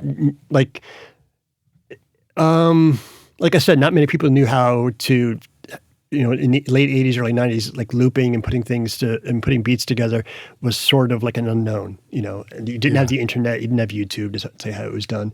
So every studio sort of had their own way of doing things, it's sort of like, well, how did they do things at Motown? How did they do things at Abbey Road? Like in hip hop, there was like a distinct difference between how they did things at like Green Street versus how they did things at like Chung King, or how they did things at Right Track, or how they did things at Calliope, on all the different studios, or how they did stuff out in Long Island, So it was just sort of like this, every studio kind of had their own little rep, That's wild, man. Yeah, but it was fun. It was more, there was a lot more problem solving back then than there is today, I think. Or they're just that the problems are different. And we kind of dove right into that because I brought it up, but any other stories or anecdotes about or memories about working with Ice Cube? What's he like? Cube was unbelievably professional. I loved working with him. It was kind of amazing, that he came to the East Coast to work with them. There's lots of documentaries online where he talks about that, but it was because the Bomb Squad, which is Public Enemy's production team, produced America's Most Wanted, and the Bomb Squad was very prolific. They wrote lots of tracks, not specifically for any artist, but they would just write beats and stuff like that for themselves, and they would give them to whatever artist they thought would work with them. But I remember there was one song that they had written specifically for one artist, and they accidentally played it for Cube, and Cube was just like insisting, like, no, that's my song, no matter what that we're doing that. And it was originally written for this guy named Son of Berserk, and it was a song called "The Band Gets Swivvy on the Wheel." But Ice Cube took it and he commandeered it for a track, and I'm paraphrasing here because I don't want to offend anybody, but the song was called "The Trigger You Love to Hate," but not Trigger. Okay. Right. So, but Son of Berserk eventually did release his version, but they wound up changing the arrangement and all that stuff. But that guy, he is an incredible rapper. It was loads and loads of fun working with him. Although for a very long time he never knew my name. He would just refer to me as "Yo you." So it was funny. He never really got interested in having a conversation to me until one day I walked in with a new pair of Air Jordans that he hadn't seen before. So it's like, "Yo, man, what's your name?" I was like, "Chris." "Chris, where'd you get those Air Jordans?" How would you dress back in the day, man? Did you? Were you trying to as badly as I dress now? No, I was totally not in style.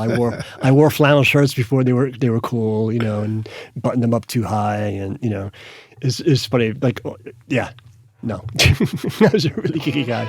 Are you recording your own music or other people's music in your studio, but you're having trouble figuring out how to get your mixes to sound great? Do they sound weak and distant or lack punch and clarity? Well, I've got a gift for you to help you take your mixes from sounding like basement demos to sounding a lot more like professional mixes. And it's my free course called Mix Master Bundle. This course will show you how to get pro-sounding mixes from your home studio with free and stock plugins in Pro Tools. And the best part is, these mixing techniques will work for you in any DAW, whether you're in Logic, Cubase, PreSonus Studio One, Reaper, or anything you can think of. Are you ready to make your best record ever? Then go to mixmasterbundle.com to get started for free now, and you can find the clickable link in the show notes of this episode. Well, you played bass, right? You played bass with LL Cool J.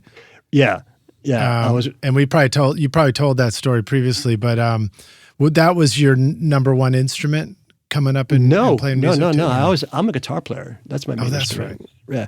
I was like, to recap very briefly, the band I was mixing this band that got hired to be the backup band for the MTV Unplugged record, and they didn't have a bass player. And we were talking about the songs they were going to be doing, and they were like, "Well, we're going to do, Can I Kick It with Tribe Called Quest?" I'm like, "Oh yeah, it's Walk on the Wild Side." I'm naming all the samples of all the songs they're going to do. And the artist was like, hey, do you have an acoustic guitar I could borrow? I was like, yeah, sure. He goes, hey, why don't you come to rehearsals? I'll get you a bass. I'm like, what for? Because you should play bass because we don't have a bass player. I'm like, I'm a guitar player. Is that? Come on, you can figure it out. And that's eventually, 2 weeks later, I'm playing bass behind LL Cool J. That's great, man. Yeah, that's really awesome. And then did you find yourself continuing to play instruments through your whole recording and production career? Or did you I wind up playing a little bit of something on most of the records I produced, not because that's my mission in life is to play on every record, I'm on, but usually I wind up playing a little something. Even sometimes it's just some small parts, like some keyboard lines or some piano chords or, an occasional guitar part, but it's not something I insist on, but I'll do it if I find it's necessary. Occasionally I'll add a guitar part when I'm mixing if I think it needs something or might replay something, but never without letting the band know. I'm always very upfront when I don't try to sneak onto somebody's record. I actually played guitar on a Cheap Trick record I produced once, and which was kind of treading treacherous ground. But I sent it to the band. I was like, "Look, I added this guitar line, these two and literally just 2 chords. Let me know what you think." And Mick Nielsen called me back up. "Oh, that sounds great. Yeah, no problem." He said, "Your name's not going on the record, though." I'm like, "That's fine." I know, I did it. So. It goes on the podcast later on. Yeah, exactly. All right. Have you got a minute for you got time for a couple more questions? All right, cool. Here we go. What was the coolest thing about working with Public Enemy, Night of the Living Bassheads? And the follow up to this question is, did Flava Flav tell you what time it was? Flava Flav always told me what time it was. What's really great is that people now know that Flava Flav is Flava Flav 24/7. You know what I mean? But back then, people thought that was just a character. Which is funny. Night of the Living Bassheads. I don't know how much work I did do on that, but yes, I do remember working on that. There are more samples on that one song than any other song on that record, I believe. And I think me and another engineer were the ones who slotted in all the individual unique samples that are there. I think they used Fame by David Bowie at one point. I remember having to put that in and stuff like that. They're just nuts. I mean, I remember just looking at those guys like they had 2 heads, while we were doing it, but at the same time thinking, this is great, but who's going to listen to this?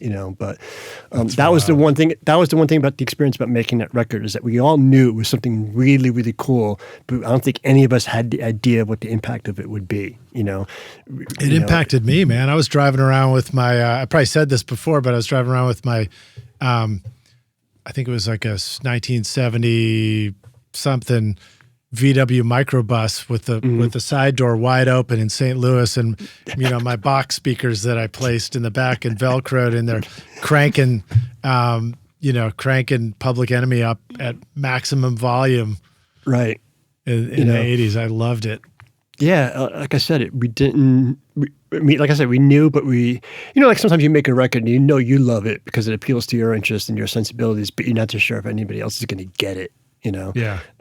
And especially considering what hip hop was before that record, we had a hint of what they were going to be doing because Rebel Without a Pause was a pretty a big hit, but we didn't think that the public. I didn't think that the general public would be able to sustain interest on a record like Rebel, but across 45 minutes of a whole new record, like that sample heavy, that noise heavy, kind of thing, and people ate it up, That record's a touchstone for me. I didn't realize how much of an impact that record would have on me as an engineer, and I was only one of 5 or 6 people. I think if you tallied up how much work I did on that record, it was maybe 20%, if that much.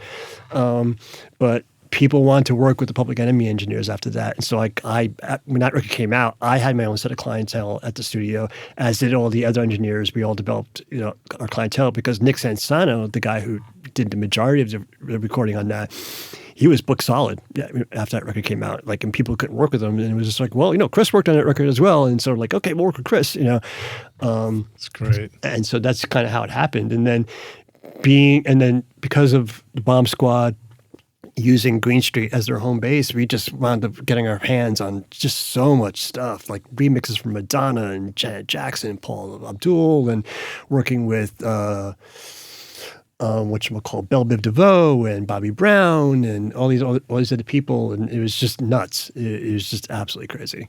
So, Rockstars, just a reminder, we have a totally amazing playlist of discography of Chris's in the show notes. So if you just scroll down and click through, you can go listen to a bunch of these records we're talking about too. And I highly recommend you do because it's very fun, especially going to listen to some Tribe Called Quest too.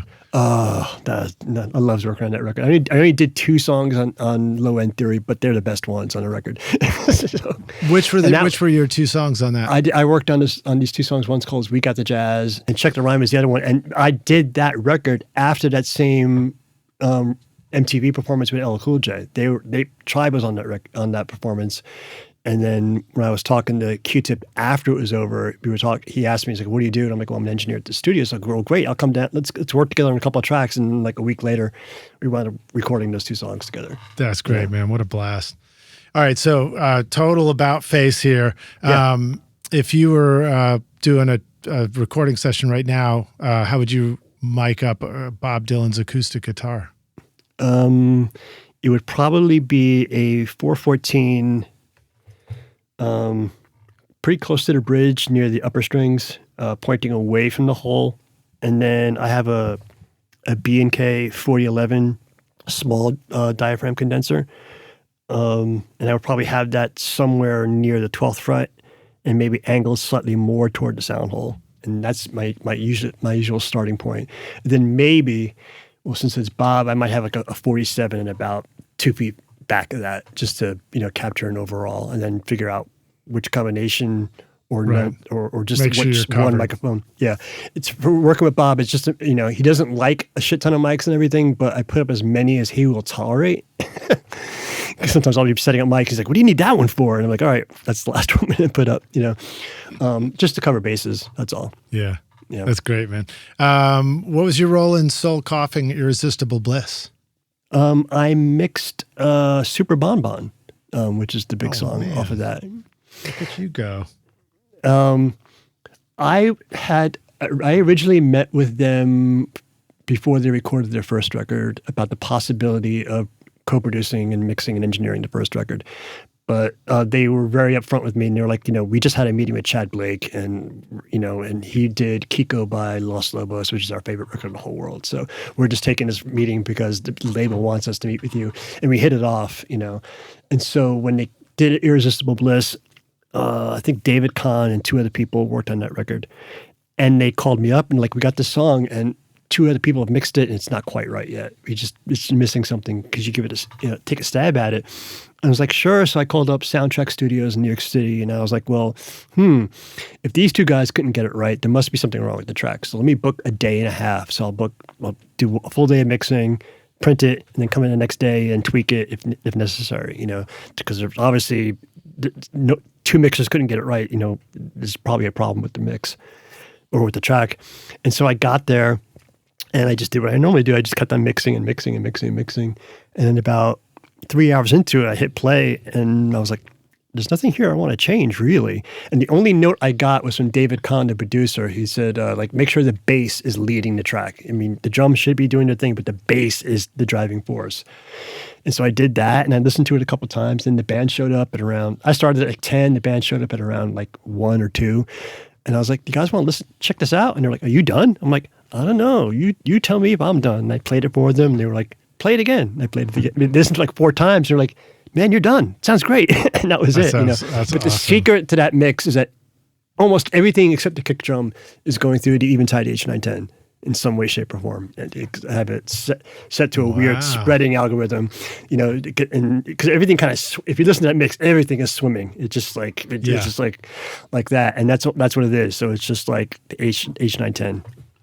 And so you just decided to do that on the mix. It's well, like no, you had free because reign or what? No, the H910 was my favorite, stereo emulator kind of thing, because it has 2 outputs. It's got a harmonized output with a delay, and then a straight up delay output.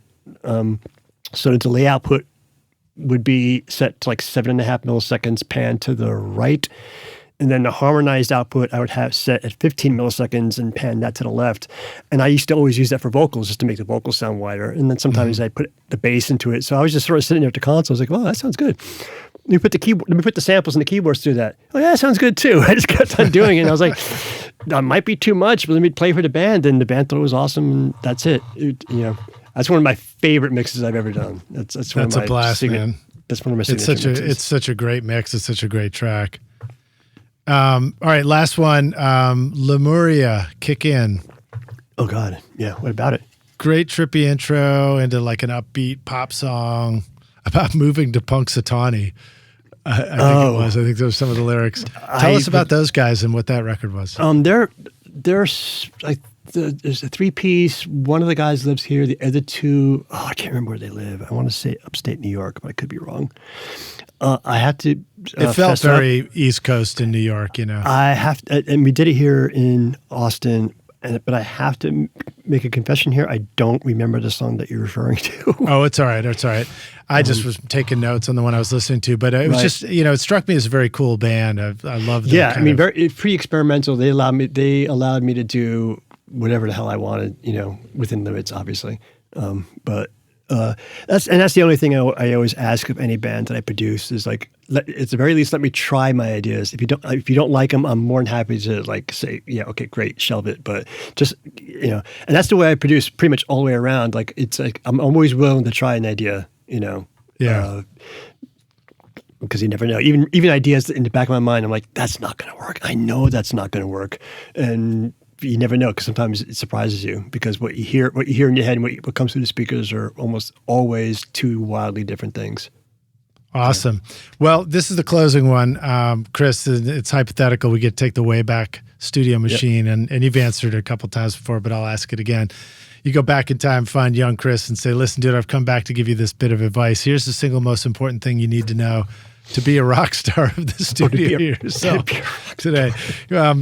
I dig those Nikes, but the flannel's got to go. I don't know. What advice are you giving yourself if you go back in time? The advice I would give myself is like in 1996, buy as many shares of Apple as you possibly can. But no, I just say keep doing what you're doing. I'd be afraid to fuck up the trajectory that I was already on. You know what I mean? Yeah. It's like I know the mistakes that I made, but I know that. I wouldn't warn myself not to make them again because by making them, I became a better engineer, and a better producer and perhaps a better person as a result, You'd even let that click track slide? Oh, yeah, intro? Totally. I would totally let that slide. Awesome, dude. Important. Well, thanks so much for hanging with us, dude. I really appreciate it, especially, anytime. I love it. Feeling I love talking ever so slightly under the weather. You came to life on that interview, so you might hopefully you're exiting all healed and 100% now. Yeah, man. I've done this flu for a week. It's killing me. How can the Rockstars find you online? Find out more about you. What should they go check out to just sort of keep up with your... you can go check out chrisshawmix.com and then Chris Shaw Mix on Facebook and Chris Shaw Mix on Twitter and Chris Shaw Mix on Instagram. Those are okay. Groovy. Although I'm not on Twitter that much anymore for obvious reasons, but we won't talk about that. Well, thank you for joining us, Rockstars. Thanks for watching. Please hit that like button and subscribe so you don't miss more of these amazing opportunities to talk to folks like Chris here.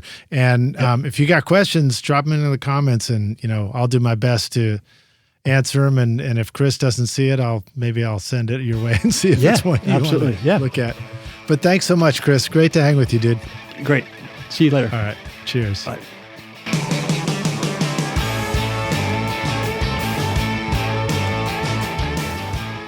Thanks so much for listening to Recording Studio Rockstars. If you enjoyed the show and want to help make it better, then please share this episode with your friends on social media and leave a rating and review on iTunes to help the podcast reach more rock stars like yourself. You can click directly over to iTunes or go to rsrockstars.com/review for an easy explanation. And remember to hit the subscribe button to keep up with weekly episodes. And if you're ready to make your best record ever now, then head over to Recording Studio Rockstars Academy, where you can start with my free course at mixmasterbundle.com. Thanks so much for listening, and thanks for being a rock star. I'm Lid Shaw, and this is Recording Studio Rockstars. Now, go make great music. Recording Studio Rockstars would like to give a big thank you to our awesome sponsors who help make this episode possible: iZotope, Native Instruments, Atom Audio, and SAE Institute Nashville. And remember to take advantage of our special coupon codes at iZotope.com, nativeinstruments.com. Use the coupon code ROCK10 for 10% off any plugin purchase. If you enjoyed Recording Studio Rockstars, please check out our sponsors using the links in the show notes. These are all things I highly recommend for your studio. They're going to help you make your best record ever. And please like and subscribe to our YouTube channel because it's a great way to help support this show. And leave us a comment below to let us know what you thought of this interview or who we should have on as a guest in the future. I would also like to thank our fantastic team here at Recording Studio Rockstars, Vlad Weselchenko and Liz Hulitskaya. Thanks so much for watching and listening, Rockstars, and we'll see you in the next episode. Cheers.